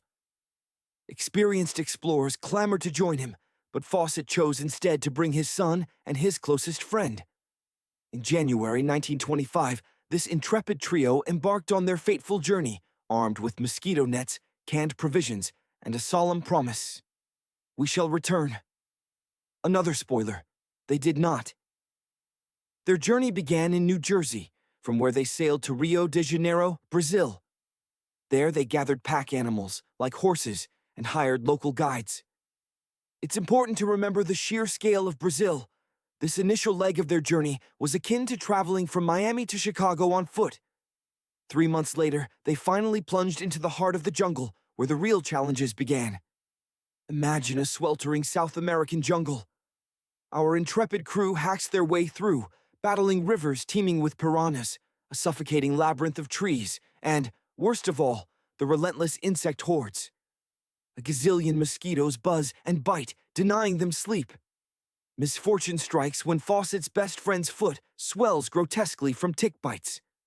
But the indomitable Colonel Fawcett, he's too consumed by his obsession to play nursemaid. No, the legendary city of Z beckons, and he presses on relentlessly. At one point, his feverish pace leaves him separated, forcing him to endure a solitary, unnerving night alone in the heart of the jungle. Then, on May 29th, a flicker of sanity seems to return to Fawcett. The realization dawns. Perhaps the city of Z is just a phantom. But does this stop him? Not a chance. He stubbornly unpacks their gear and sends the local guides back to civilization. Before their departure, he entrusts them with a letter for his wife, a missive filled with false assurances. "Don't worry, Nina. Our son is well and getting stronger every day." Empty words, surely. And with that dramatic farewell, the trio vanishes into the emerald abyss. The dense jungle swallows them whole, and they are never seen again. Fast forward 2 years. Newspapers buzz with speculation. Are they alive? Are they dead? Fawcett becomes a myth, a legend akin to Bigfoot, only less hirsute. Tales circulate. One claims the colonel has integrated into a local tribe, living out a blissful existence in the jungle's embrace. Another whispers of captivity, held prisoner by indigenous peoples. But these sightings remain unconfirmed, tantalizingly out of reach. It's not until 1928 that the British authorities, spurred by belated concern, finally launch a search for Fawcett and his ill-fated crew. By this point, the assumption is grim. The expedition has perished. Yet proof is needed, closure demanded.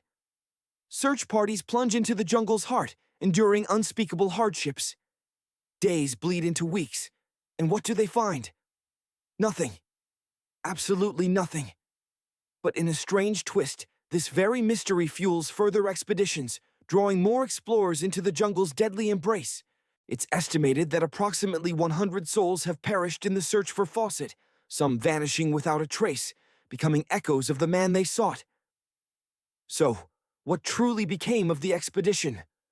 Researchers point to a litany of horrors: parasitic infections, agonizing starvation, treacherous drownings, savage jaguar attacks. The possibilities are endless. Some even suggest Fawcett succumbed to mysticism, establishing a shadowy occult community deep within the jungle. Brazilian anthropologist Orlando Villas Boas likely came closest to unraveling the enigma. Working with the Kalapalo Indians in the 1950s, he received a shocking confession. The Kalapalo admitted to eliminating Fawcett and his companions. They even presented bones as proof. But forensic analysis dashed hopes once more. The remains were not the colonel's. The mystery remains unsolved. Fawcett's quest, as we understand it today, rests on shaky foundations. But is it entirely delusional? Recent discoveries hint that his vision of a sophisticated jungle civilization might not have been pure fantasy. In 2024, a colossal ancient city was unearthed in the Amazon, concealed beneath the dense vegetation. Evidence suggests it was constructed roughly 2,500 years ago, boasting surprising advancements. Houses, plazas, all linked by an intricate network of roads and canals. However, this city lies in Ecuador, not Brazil. So, the question lingers. Does the legendary city of Z still exist, waiting to be discovered? Now let's journey back to ancient Mayan lands. Imagine 2 Mayan twin boys, inseparable and passionate about their ball games. Their skill was undeniable, but their boisterous games reverberated through the land. The noise reached the ears of the lords of Xibalba, the Mayan underworld, and they were not pleased. Summoned to this gloomy realm, the boys faced a series of perilous trials. Sadly, their inexperience led to their demise. But from this tragedy bloomed a beautiful fruit tree. A young woman, drawn by the tree's allure, reached for a particularly enticing fruit. Legend dictates that shortly after, she gave birth to another set of twins, named Hunahpu and Exbalanque. Like their ancestors, these twins possessed extraordinary skill in ball games, but they were equally as loud. The lords of Xibalba, once again disturbed, invited the twins to play a game in the underworld, hoping to rid themselves of the noisy pair permanently. Upon their arrival, the Lord subjected them to a gauntlet of terrifying challenges. First, they faced the House of Gloom, shrouded in impenetrable darkness. Next, they navigated the House of Knives, desperately avoiding injury. The twins then had to build a fire in the House of Imagine, a world steeped in ancient lore, where the very air hums with the echoes of forgotten gods and epic struggles. We journey back to the realm of Mayan mythology, where heroes confront terrifying trials in the shadowy depths of the underworld, Xibalba. Our story begins with two brothers, Hunahpu and Xibalbaqu. Picture them, young and courageous, facing unimaginable horrors. They stumbled into the cold confines, desperately trying to avoid freezing, navigating the treacherous House of Jaguars. With cunning and bravery, they outwitted the great cats, preventing them from devouring them. But their luck seemed to falter as they entered the House of Bats, a nightmarish domain filled with leathery wings and piercing screeches. In a moment of dreadful misfortune, one of the bats snatched Hunahpu's head, leaving the brothers in dire straits. The lords of Xibalba, cruel and powerful, then challenged the twins to a deadly ballgame, a contest where the stakes were far higher than mere victory. The twins were at a distinct disadvantage, especially with Hunahpu missing his head. But Xibalbaqu, resourceful and quick-thinking, placed a turtle on his brother's shoulders as a temporary substitute. The game commenced, a brutal dance of skill and survival. As the lords became momentarily distracted by an animal near the court, perhaps a sign, perhaps a trick of the shadows, Xibalbaqu seized the opportunity. With lightning speed, he stole his brother's severed head and miraculously reattached it. To the fury and astonishment of the lords, Hunahpu was whole again, and the twins were able to tie the game. Hunahpu and Xibalbaqu, undeterred by the danger surrounding them, continued to perform an array of astonishing tricks for the underworld deities. In one particularly daring feat, Xibalbaqu seemingly injured Hunahpu, only to bring him back to life moments later. The lords of Xibalba, captivated by this display of apparent power over life and death, demanded that the twins perform the same trick on them. The twins, knowing this was their chance, agreed. They performed their illusion on some of the lords, but then, in a shocking turn, refused to revive them. The underworld echoed with the enraged cries of the permanently vanquished lords. Seeing their comrades gone and their own mortality staring them in the face, the remaining lords of Xibalba finally admitted defeat.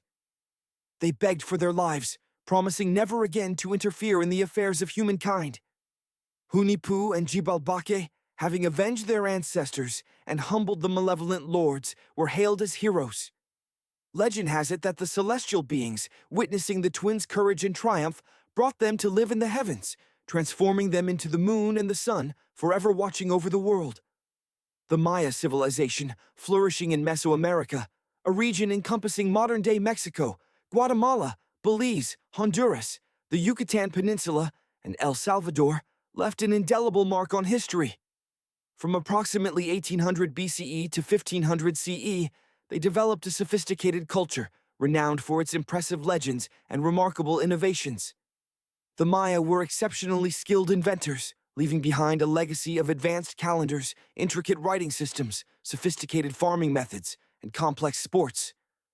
Their writing, a system of over 800 hieroglyphs in diverse combinations, has been found preserved on buildings, stone monuments, rare books, and pottery. Each glyph represented a syllable, allowing them to record their history, beliefs, and scientific observations. The decipherment of this intricate writing system was a breakthrough. Tatiana Proskouriakoff, an American woman who initially trained as an architect, made a pivotal discovery. Unable to find work in her chosen field, she became a self-taught Mayanist. Proskouriakoff noticed that the Mayan glyph, resembling an upended frog, symbolized birth, while a toothache glyph marked the date of a king's ascension to the throne. These insights allowed scholars to pinpoint birthdays and identify the rulers of specific Mayan dynasties. The Maya also conceived the concept of zero, a pivotal innovation in mathematics, physics, and human history. While the idea of nothing existed, the concept of zero as a numerical placeholder was a revolutionary leap. And here's a fun fact. The Mayans were incredibly fond of hats.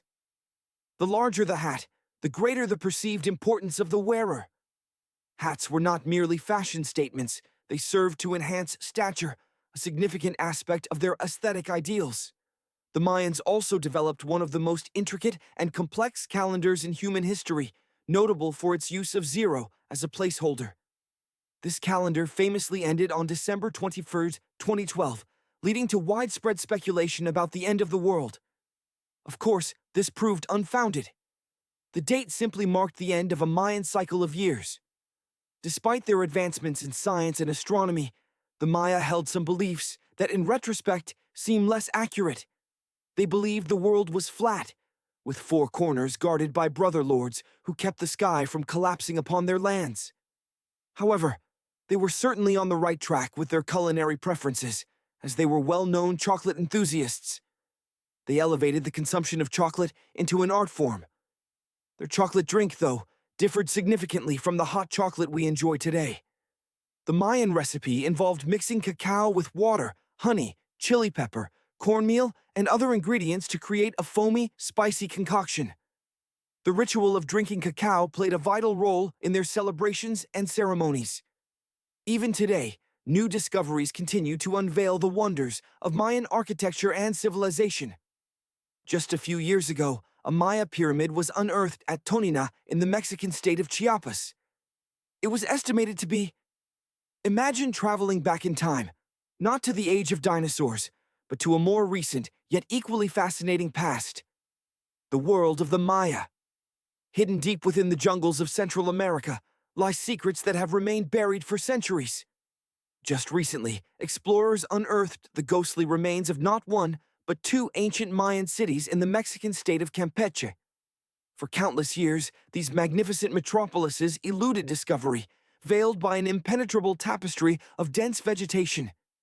It was as if the jungle itself was guarding their secrets. One particular site, so thoroughly concealed, appeared from a distance to be nothing more than a natural hill. But beneath the earth, a sprawling complex of structures lay waiting to be revealed, a testament to the ingenuity and architectural prowess of the Mayan civilization. It's possible that some of these structures have been hidden for over 1,000 years. The Maya, however, did not simply vanish from the face of the earth. Their legacy lives on, carried by their descendants who continue to reside in the ancestral homelands. Today, you can find vibrant Mayan communities thriving in countries like Guatemala, where they form a significant portion of the population. The modern Maya are a diverse group, united by their shared heritage, but speaking a variety of Mayan languages, including Yucatec, Quiche, Quechua, and Mopan. Now, let's delve deeper into the daily lives of these ancient people. While they may not have known the luxury of a modern spa day, the Maya certainly understood the importance of purification and relaxation. Evidence of this comes from the discovery of sweat lodges, meticulously constructed from stone or adobe, near ancient Mayan settlements. These weren't mere saunas, they were integral to the Mayan cleansing and healthcare rituals, places where the body and spirit could be renewed. One of the oldest known examples of these sweat lodges was unearthed at Cuello in northern Belize, with its origins stretching back nearly 3,000 years. Imagine the steam rising, carrying prayers and intentions into the humid air.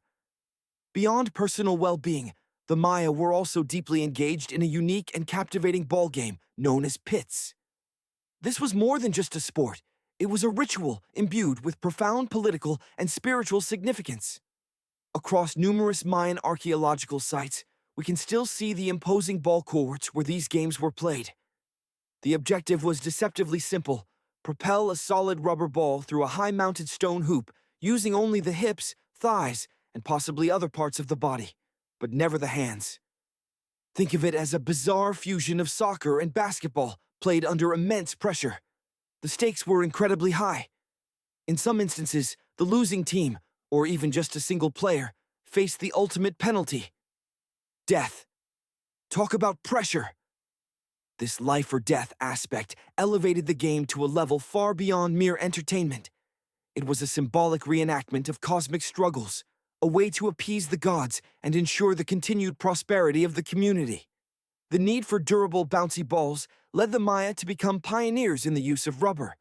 They ingeniously extracted natural latex from rubber trees and processed it using various techniques.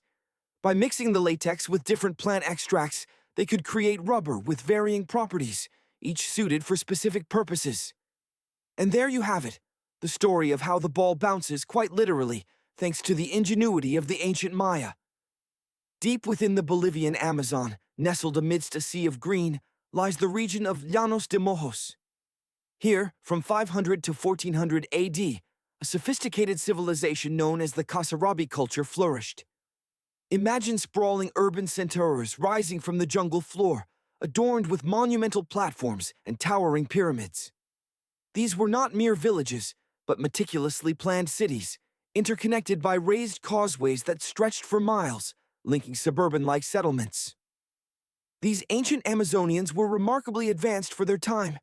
They engineered an intricate water management system, complete with reservoirs and canals, a testament to their ingenuity. The Amazon rainforest, often perceived as an untouched wilderness, was in fact a vibrant, populated, and even urbanized landscape for centuries, predating the recorded history of the region. Yet, for too long, the world has overlooked the architectural wonders hidden within this verdant realm. Fortunately, scientists predict that the next decade or two will unveil a multitude of these lost cities, some potentially dwarfing those already discovered.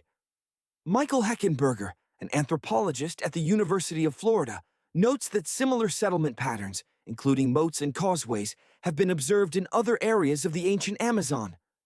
This groundbreaking research is rewriting our understanding of Amazonian urbanism.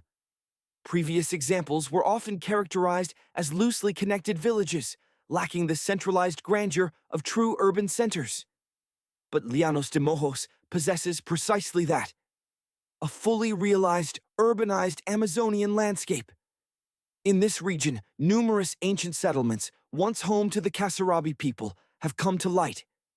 These people thrived on a combination of hunting, fishing, and maize agriculture. Hundreds of sites are scattered across an area spanning 700 square miles. However, their remote location, concealed within the dense tropical forest, made them exceedingly difficult to find. It was like searching for a needle in a haystack. But a dedicated team of archaeologists refused to be deterred. They took to the skies, employing advanced LiDAR, light detection, and ranging mapping technology.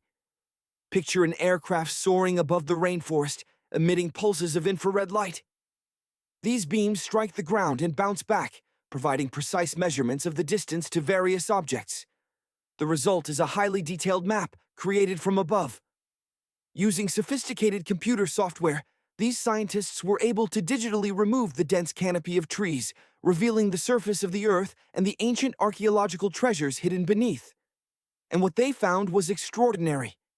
They uncovered a staggering 26 distinct sites, including 11 previously unknown to science.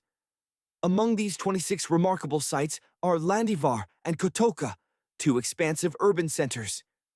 While their existence was already known, the new LiDAR maps revealed their true scale, covering 1.5 and 0.5 square miles respectively. These centers are encircled by impressive moat and rampart fortifications, reminiscent of medieval castles. Within these fortifications lie a wealth of structures, artificial terraces, colossal earthen platform buildings, and pyramids soaring to heights of over 70 feet. Intriguingly, these structures are oriented towards the north-northwest, suggesting a possible alignment with celestial phenomena. This kind of cosmic worldview is also evident in other ancient Amazonian sites. Now, imagine soaring above these lost cities, the trees vanishing beneath you. Before us lie the two centers in all their glory, interconnected by a network of causeways that radiate outwards like spokes on a wheel, stretching for miles. Canals also extend from these main centers, connecting to rivers and the Laguna San Jose, creating a sophisticated water delivery system. These ancient people fundamentally reshaped the landscape, guided by their unique cosmology.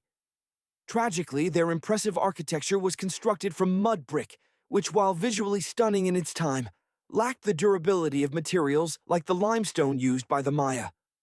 The fate of the Kasarabi people and their settlements remains a mystery. Dating of the sites suggests their disappearance around 1400 AD, long before the arrival of Europeans in the Amazon. One prevailing theory points to a devastating drought that ravaged the region. The researchers discovered massive water reservoirs at various sites, a curious finding considering the Amazon's reputation for rainfall. Whether these reservoirs were intended for drinking water or for farming fish and turtles remains unknown. However, severe droughts have occurred in the past, and even a few consecutive years of poor harvests could have forced the population to abandon their homes. Imagine, deep within the Amazon rainforest, a place of vibrant life and hidden secrets. It's here, in the very same region where the explorer Fawcett vanished while searching for his fabled lost city of Z, that evidence of thriving ancient communities has emerged. Could Fawcett have been onto something extraordinary? Let's rewind the clock. Fawcett, driven by an insatiable thirst for discovery, stumbled upon a remarkable document known as Manuscript 512 within the National Library of Brazil. This manuscript, purportedly penned by a Portuguese explorer, recounted a tale from 1753. According to its aged pages, a team of explorers had stumbled upon the remnants of a long-lost city. This city was adorned with majestic arches, imposing statues, and even a temple adorned with cryptic hieroglyphs. However, the document frustratingly omitted the city's precise location. Fawcett, captivated by the prospect of unearthing this hidden metropolis, adopted its discovery as a secondary objective, second only to his primary quest for the enigmatic Z. After returning to Britain briefly, he embarked on another expedition in 1920, determined to locate the city. This initial attempt proved unsuccessful. Then, 5 years later, in 1925, Fawcett, accompanied by his son Jack and their companion Raleigh Rimmel, mysteriously disappeared within the dense Magrosso jungle. Some researchers speculate that Fawcett's convictions were influenced by information gleaned from indigenous populations concerning a place called Kohikugu. Astonishingly, Kohikugu was later discovered by Westerners in 1925, revealing the ruins of over 20 towns and villages, potentially housing a population of up to 50,000 people. Furthermore, the discovery of other earthworks scattered throughout southern Amazonia lends credence to Fawcett's theories. In 2005, an American journalist immortalized Fawcett's daring expeditions and groundbreaking discoveries in an article titled The Lost City of Z. The name stuck. In 2009, the article was expanded into a book of the same name, and in 2016, the acclaimed writer and director James Gray adapted the story into a captivating film. However, a somber reality looms. The Amazon region is undergoing rapid transformation, with farming, ranching, and energy production reshaping this once pristine landscape. The untouched areas harboring ancient relics are increasingly vulnerable. It's a race against time to document and preserve what remains of our past before it vanishes forever. Now, let's shift our focus to another fascinating location, an ancient site near St. Louis, Missouri, often overlooked: Cahokia. In its prime, around the 11th century, Cahokia was a sprawling city, home to an estimated 20,000 inhabitants. The city was characterized by enormous earthen mounds, constructed entirely by hand. The largest of these mounds still stands today, preserved at the Cahokia Mounds State Historic Site. Although much about this civilization remains shrouded in mystery, researchers have painstakingly pieced together fragments of information from the remnants they've unearthed. For example, the discovery of ancient teeth at the site has provided valuable insights. By analyzing the appearance and structure of these teeth, scientists have determined that Cahokia was a melting pot, inhabited by diverse indigenous groups. Approximately 1/3 of the population originated from other regions within the continent, a conclusion drawn from analyzing the levels of various substances present in the teeth. Remarkably, the arrangement of the mounds reveals that Cahokia was a meticulously planned city, rather than a haphazard collection of villages. The ruling elite resided atop the mounds, while the rest of the population occupied other structures. Imagine the bustling activity within this ancient metropolis. Farming, hunting, logging, pottery, and weaving, all taking place within the confines of a single, enormous city. At the heart of Cahokia stood a colossal mound, towering approximately 100 feet above the surrounding landscape. Enclosing this central area was a massive wooden fence.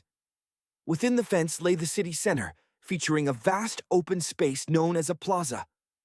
Archaeologists believe that the plaza's design was intended to represent the four cardinal directions, reflecting the builder's desire to create a space in harmony with the universe. The city center served as the focal point for ceremonies and events, drawing people from far beyond Cahokia's borders. What led to the decline of this once great city? The answer remains elusive. Some speculate that deforestation, resulting from excessive tree cutting, degraded the land, leading to the city's downfall. However, other scientists dispute this theory, pointing to evidence suggesting that the soil remained relatively healthy even after the city was abandoned. The arrival of Europeans played no role in Cahokia's demise, as they had not yet reached the region. Another hypothesis suggests that conflicts with neighboring communities contributed to the city's collapse. Today, over 65 mounds have been preserved, and visitors can even ascend the steps of the tallest mound, offering a glimpse into the past. Excitingly, local authorities are considering designating the site as a national park, making it an even more accessible destination for those seeking to explore the mysteries of ancient America. Be sure to plan your visit before the crowds arrive. But the story of lost ancient cities doesn't end here. Let's journey onward to Mohenjo-Daro, another city shrouded in mystery. Imagine a city, lost to time, nestled in what is now modern-day Pakistan. Mohenjo-Daro. During the Bronze Age, this metropolis wasn't just surviving, it was thriving, a beacon of innovation far ahead of its contemporaries. Picture advanced water systems, sophisticated architecture, amenities that other cities could only dream of. Yet, despite its brilliance, Mohenjo-Daro remains shrouded in mystery, less celebrated than the ancient wonders of Egypt or Mesopotamia. The enigma deepens.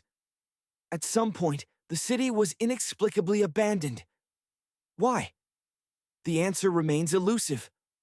Archaeologists stumbled upon Mohenjo-Daro in 1911, but its significance wasn't immediately apparent. It took years of painstaking excavation to reveal the city's secrets, including its remarkably advanced sanitation system. Imagine over 700 wells unearthed, alongside private baths and a grand communal bathing area. Even humble homes boasted toilets, with waste efficiently managed through a citywide sewage network. Mohenjo-Daro was also a hub of commerce, its artisans crafting exquisite pottery, jewelry, and figurines that were traded across the region. But even with all this discovered knowledge, the reason for its desertion remains unknown. Some speculate that shifts in the course of the nearby Indus River may have played a role. The script left behind by the inhabitants of Mohenjo-Daro remains undeciphered, a complex code that even the most skilled linguists struggle to crack, further obscuring their history. Now let's journey to a different kind of ghost town, Kolmanskop. Picture a small, forgotten settlement in the heart of the Namib Desert. Legend whispered that its name comes from a man named Coleman, who vanished into the shifting dunes, never to be seen again. But the true story is even more remarkable. In 1908, a railway worker stumbled upon a glittering stone. He showed it to the chief railway foreman, a hobbyist mineralogist. The stone? A diamond. Suddenly, Kolmanskop was transformed, becoming the richest town in Africa, a place of unimaginable wealth. Luxurious stone houses sprung up, along with a school, a hospital, and even an ice factory, a necessity for preserving food in the scorching desert heat. The hospital even boasted the first X-ray machine in southern Africa, purportedly used to detect workers who might be attempting to smuggle diamonds by swallowing them. But Kolmanskop's prosperity was fleeting. In the late 1920s, a new, even richer diamond deposit was discovered nearby. The lure of greater fortune drew the inhabitants away, leaving the buildings to the mercy of the desert winds. By 1938, all the machinery was dismantled and transported south, abandoning the town to its fate. The last residents departed between 1956 and 1960. Today, the harsh climate and arid air have preserved the structures, allowing tourists to wander through this surreal desert ghost town, a testament to a bygone era of diamond fever. Finally, let's ascend to the heights of the Andes Mountains, to the lost city of Machu Picchu. This awe-inspiring ancient citadel in Peru sprawls across a vast expanse of land, perched high above the clouds. It is rightfully considered one of the wonders of the modern world. Yet, its purpose remains shrouded in mystery. Scientists estimate that Machu Picchu could have housed up to 750 people, but the archaeological record offers few definitive clues. Some believe it was a spiritual sanctuary, a place of ceremony and ritual.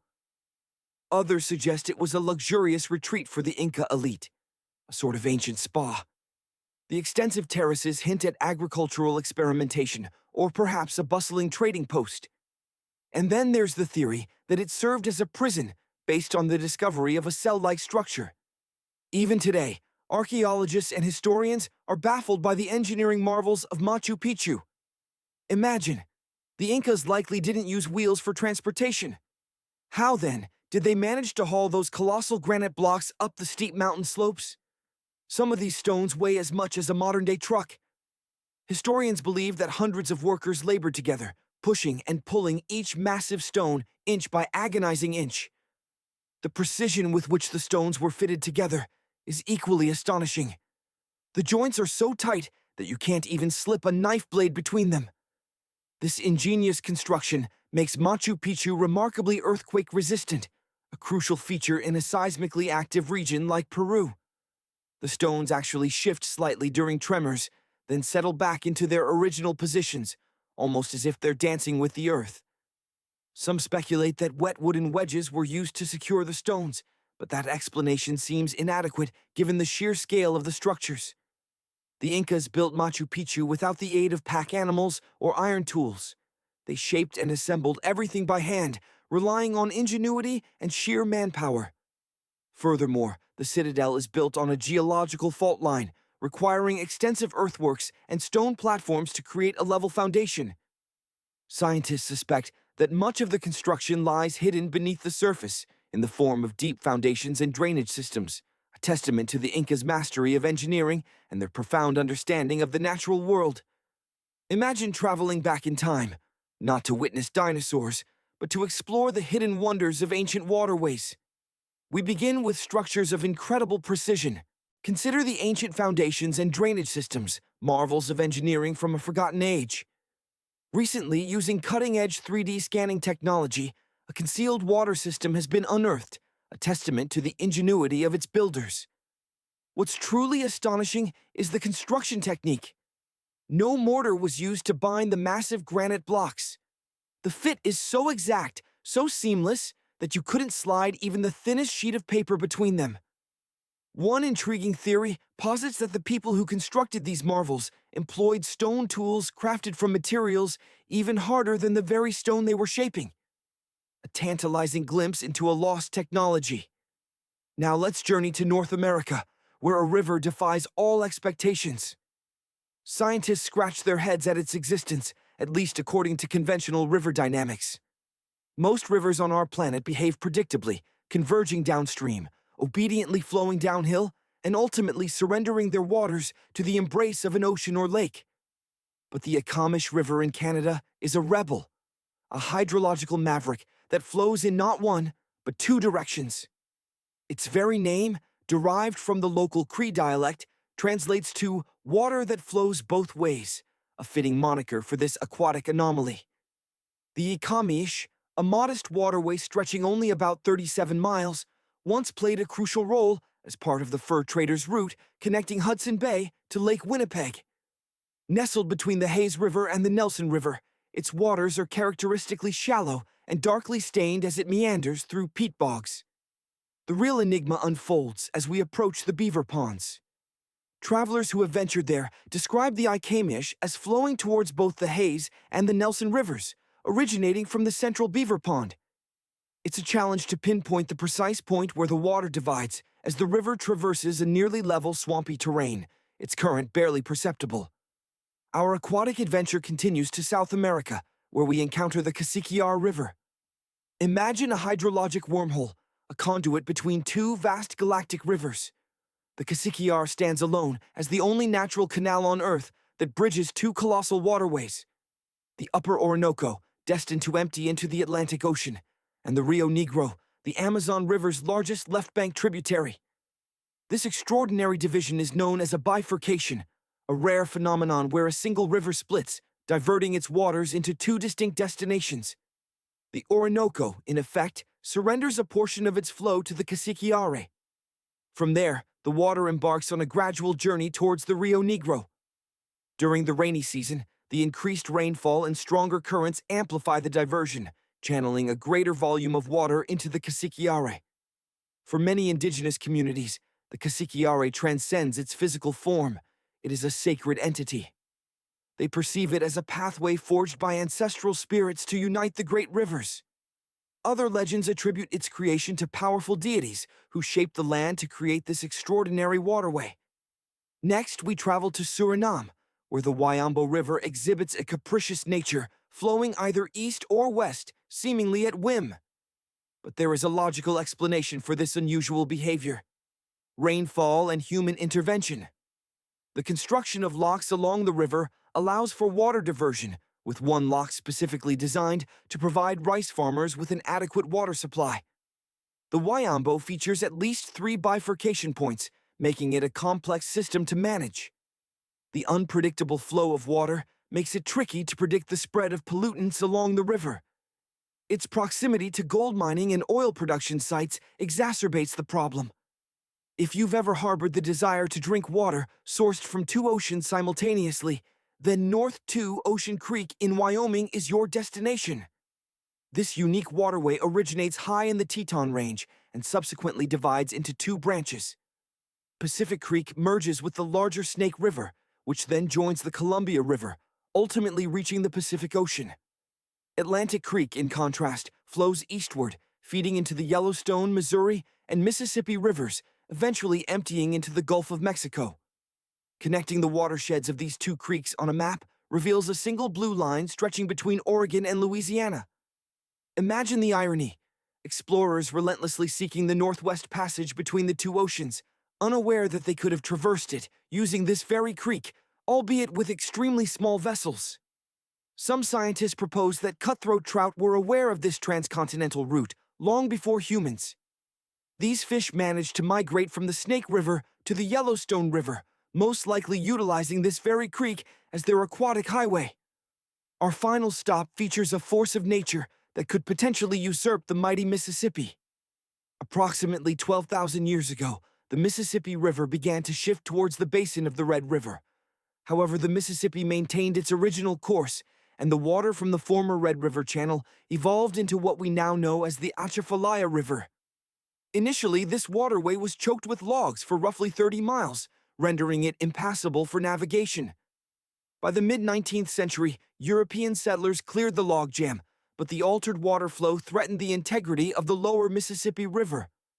In response, engineers constructed specialized structures at the bifurcation point to regulate the water distribution between the rivers. At times, up to half of the Mississippi's flow can be diverted down the Atchafalaya. The scale of this water transfer is evident even in satellite imagery. Digital elevation maps and computer models further illustrate the precise manner in which the river divides.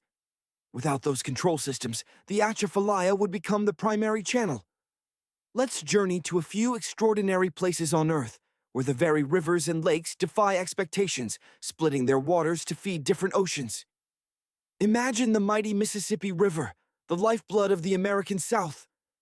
But now, picture a geological twist of fate. The Atchafalaya River, a restless channel lurking nearby, threatening to seize the Mississippi's flow. Should this happen, New Orleans, the vibrant heart of Louisiana, could find its freshwater supply severed, and the bustling shipping industry along the Mississippi would suffer a devastating blow. Now, let's cross continents to the rugged landscapes of southern Argentina. Here, nestled high in the Andes Mountains, lies the Arroyo Partido, a name that translates to parted stream in Spanish. This isn't just any stream, it's a hydrological marvel.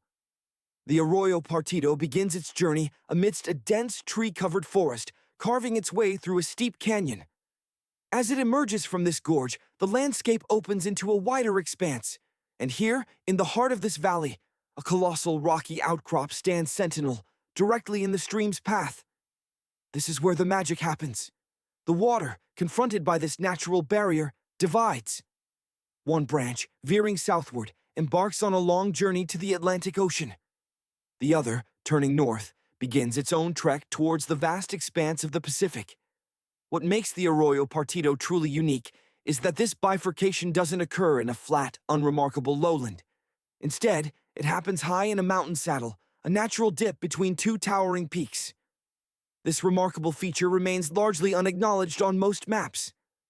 This is partly because the region remained uncharted until the late 19th century, and partly because the stream is relatively small, overshadowed by the numerous larger rivers and lakes that dominate the landscape. Furthermore, there are currently no publicly available water flow models for this unique stream. Despite this, the split has been confirmed through aerial images and photographs captured by intrepid hikers and travelers. Even digital elevation models corroborate the phenomenon, showing that water poured at the point of division would naturally flow in both directions. Our next destination takes us to the border between British Columbia and Alberta, in the vast wilderness of Canada. Here, we find Divide Creek. This stream descends a mountain slope, eventually reaching a saddle-shaped area known as Kicking Horse Pass. It is here that the stream performs its remarkable division. The key to this phenomenon is Summit Lake, which lies just west of the Continental Divide. Imagine, long ago, Summit Lake was much larger, potentially stretching across the entire pass. This may have caused the stream to split, even in those distant times. However, as millennia passed, the lake gradually shrank, now existing solely on the western side of the pass. This retreat left behind a swampy wetland at the highest point of the pass. Much like the Arroyo Partido, Divide Creek is absent from many older maps. The stream is small, and the surrounding area is heavily forested, making it difficult to discern the split even from aerial photographs. The most compelling evidence today comes from Yoho National Park, where a marker elucidates the bifurcation. This marker stands along a hiking trail, and those who seek adventure can follow a short path leading directly to the point where Divide Creek splits. Now, let's shift our focus from streams to a lake. We venture to Wallace Lake, hidden in the remote northwest corner of Saskatchewan, Canada. This lake, too, possesses the extraordinary ability to bifurcate near its northern end. Approximately 90% of its water flows into the Cochrane River, heading northeast. The remaining 10% drains into the Fond du Lac River, flowing northwest. The ultimate destination of the water, either the Arctic Ocean or Hudson Bay, depends on which side of a long peninsula it finds itself. Maps and models suggest that some water may still flow between the two sides of the peninsula. This would mean it's not a perfect bifurcation, but it remains one of the most fascinating natural features in the region. The peninsula itself is slowly eroding and may eventually disappear altogether. However, geologists predict that, due to the Y-shaped layout of the lake, the water will continue to split into both river systems regardless of the peninsula's fate. Long before European explorers arrived, the local indigenous people recognized the unique nature of Wallace Lake. They named it Lake Manitou, meaning spirit. They believed the lake possessed supernatural powers due to its rare position atop two major watersheds. Now, let's shift gears and imagine an entirely different kind of adventure. Picture yourself spending an entire week exploring ancient ruins and photographing the world's most surreal archaeological sites. Would you be up for it? Then let's get to work. Our first stop is Southeast Asia, a treasure trove of ancient wonders. We begin in Bagan, located in the heartland of Myanmar. There are many ways to experience this ancient city, and you're fortunate to have booked two very different adventures. The first is a hot air balloon ride at sunrise. Just before dawn, you climb aboard the balloon. As the first rays of sunlight paint the horizon, you begin your ascent above this incredible landscape. As the sun climbs higher, its golden light illuminates more than 2,000 cone-shaped structures. The hot air balloon ride is brief, but it provides unparalleled views of the 40 square kilometers over which the site sprawls. Back on solid ground, you rent a bicycle and set off to explore the village of ruins. Some of these ancient structures are open, allowing you to peer inside. These magnificent ruins were constructed between the 11th and 13th centuries CE and served primarily as places of worship. Originally, there were over 10,000 buildings, but they have gradually deteriorated over time. Imagine traveling back in time to witness history frozen in stone. Our journey begins in China, where the unearthing of the Terracotta Army in 1974 sent shockwaves through the archaeological world. These silent warriors, numbering in the thousands, stood guard over the tomb of China's first emperor, Qin Shi Huang, Qin Shi Huangdi. But disaster struck in 2010, when a magnitude 6.9 earthquake rattled the region, threatening to undo centuries of preservation. Thankfully, the site's immense cultural significance was recognized, and in 2015, it was designated a UNESCO World Heritage Site, ensuring its protection for generations to come. Our next stop, Cambodia. Picture yourself venturing deep into the heart of the jungle where the ancient city of Angkor awaits. It's wise to bring bug spray. This sprawling archaeological site, once the capital of the mighty Khmer Empire from the 9th to the 15th centuries, is a testament to human ingenuity. The very name, Angkor, signifies capital city in the Khmer language. Founded by King Yasovarman III, it blossomed into one of the pre-industrial world's largest urban centers, possibly housing nearly 1 million souls. Even today, Angkor commands awe with its breathtaking architecture. The Khmer style, characterized by the use of colossal sandstone blocks, is immediately recognizable. Legend has it that the city's towering structures were once adorned with shimmering gold. Today, however, the site presents a captivating tableau of vine-draped temples. Abandoned in 1431, Angkor lay hidden until its rediscovery in the 1840s. This magnificent city, a UNESCO World Heritage Site since 1992, offers a profound glimpse into a glorious past. Now, let's journey to Egypt, where the colossal Karnak temple complex in Luxor beckons. We approach Luxor in style, via a leisurely boat ride down the legendary Nile River. Leaving the bustling metropolis of Cairo behind, we head south toward this ancient city. Once the capital of Egypt, Luxor stood as a beacon of power and prosperity.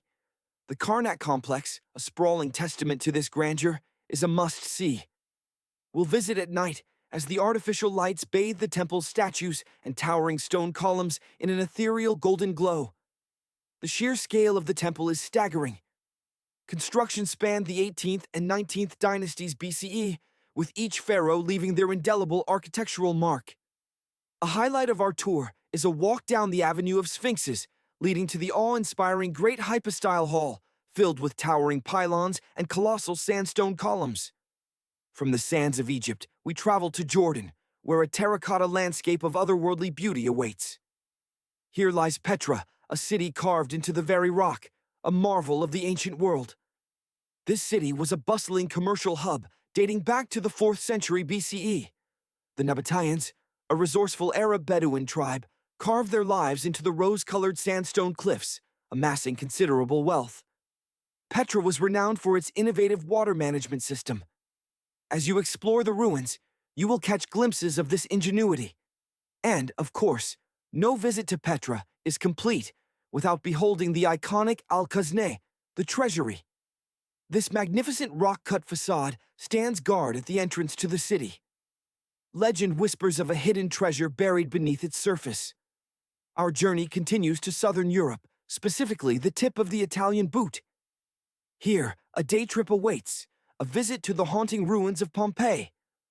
A short drive from Naples brings us to this city, frozen in time, forever entombed by the eruption of Mount Vesuvius in 79 CE.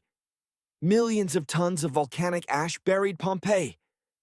The ancient city lay hidden beneath the volcanic rock until its rediscovery in the 16th century, with systematic excavations beginning in the 1870s. Today, we can walk the very streets of this ancient Roman city, imagining life as it once was. Pompeii was a vibrant and prosperous municipality. Excavations reveal that Pompeii boasted impressive bakeries, bustling markets, and even houses with balconies, a sign of immense wealth. Remarkably, some artworks survived the eruption. Archaeologists have unearthed well-preserved frescoes and murals depicting mythological creatures, further evidence of a sophisticated and affluent society. The city even boasted thermal baths and showers crafted from luxurious materials. While in Europe, we will journey to the iconic Stonehenge. A short train ride from London brings us to the Salisbury Plain in Wiltshire, England, home to one of the world's most recognizable ancient ruins. These enigmatic stone rings, dating back over 5,000 years, stand as some of the oldest stone structures on Earth. Fashioned from massive sandstone blocks, they are shrouded in mystery. Who built them and for what purpose remains largely unknown. Popular theories suggest that Stonehenge served as a grand solar. Let's journey back in time and explore the ingenuity of ancient civilizations. Imagine the dedication required to construct even the simplest calendar, a tool we take for granted today. Our expedition continues to the southern reaches of the Americas. Deep within Guatemala, in Central America, lie the awe-inspiring ruins of the Mayan civilization. Picture Tikal, a lost metropolis comprised of over 3,000 structures, the remnants of the Mayan Empire's capital. Its significance rivaled that of modern cities like London or New York. The North Acropolis, Tikal's oldest monumental complex, was erected entirely by human labor around 350 BCE. It served as the final resting place for Mayan kings and chieftains. Back then, the towering step pyramid temples were painted in vibrant red hues, a color beloved by the Mayans. Today, only the bare limestone remains, a silent testament to a glorious past. A mystery hangs over Tikal. What caused such a magnificent city to fall into ruin? Archaeologists remain baffled by the reasons for Tikal's decline. To this day, the question lingers, unanswered. Was it a prolonged drought, a devastating epidemic? The truth may forever elude us, but our journey through Mayan history doesn't end there. Prepare to be amazed by Chichen Itza, an archaeological site boasting some of the best preserved pyramids on Earth. Situated in Mexico's Yucatan Peninsula, this Mayan city is over 1,500 years old. At its zenith, it teemed with a population of approximately 35,000 inhabitants. The sprawling site covers 1.9 square miles, adorned with numerous ruins scattered across the landscape. The undisputed centerpiece is El Castillo, a colossal step temple that soars 80 feet into the sky. Its most remarkable feature is its design. Each of its 4 sides contains 91 steps, culminating in the upper platform. This adds up to 365 steps, mirroring the number of days in a solar year. A breathtaking feat of astronomical and architectural precision. After such an intense journey through time, it's time to return home and reflect on the wonders we've witnessed, but the spirit of adventure never truly rests. Now, imagine you're a 15-year-old with a passion for the past. Bored with video games, you decide to revive an old hobby. Tracking down lost Mayan cities. You've heard tales of ancient civilizations constructing entire cities aligned with the stars, mirroring constellations in the heavens. Intrigued, you decide to investigate if this holds true for the Mayans. You unearth an ancient book detailing the constellations recognized by the Mayan civilization. Then, you open Google Maps and meticulously plot the location of every known Mayan city. A pattern begins to emerge. The largest and most important Mayan cities seem to correspond with the brightest and most prominent stars within the Mayan constellations. The pieces are falling into place. You manage to map over 100 ancient cities when you stumble upon an anomaly. In the Yucatan Peninsula of Mexico, archaeologists have already uncovered 2 Mayan cities. However, according to the constellation map, there should be 3 stars in that particular region. Could this mean that a long-lost city lies hidden, waiting to be discovered? This might sound like a flight of fancy, but this story is actually true. It happened to a Canadian teenager named William Gadoury. This young man is a recognized science prodigy, even winning an award for his constellation theory. When he realized that a 3rd city was missing from the 23rd constellation he was examining, he began an exhaustive search of satellite imagery to solve the puzzle. He pored over images from NASA, JAXA, the Japan Aerospace Exploration Agency, and Google Earth. Yet these images were not detailed enough to provide an answer. Undeterred, he contacted a friend at the Canadian Space Agency. His friend provided him with cutting-edge satellite imagery and in those images, he found what he was looking for. The images revealed a large square area on the border between Mexico and Belize. The telltale signs suggested the remains of a city. William shared his findings with Dr. Armand Larocque, a remote sensing expert at the University of New Brunswick. After careful study, they concluded that the area could contain as many as 30 buildings, including a large pyramid. The scientific and archaeological communities were electrified by the 15-year-old's discovery. Could it be true? Was a lost Mayan city about to be rediscovered? Lost Mayan cities have been slowly emerging from the jungle since the mid-19th century. Ruins from cities such as Tikal, Palenque, and Uxmal have been unearthed, offering glimpses into this remarkable civilization. The Mayans were one of the most significant pre-Columbian civilizations in the Americas. They began settling the region as early as 1500 BCE. Experts estimate that at its peak, the Mayan civilization consisted of over 40 cities, housing millions of people. Their cities were marvels of engineering and artistry. Their civilization stretched across Mexico's Yucatan Peninsula, Guatemala, and Belize. Primarily an agricultural society, they developed complex irrigation systems to sustain their populations. They built a series of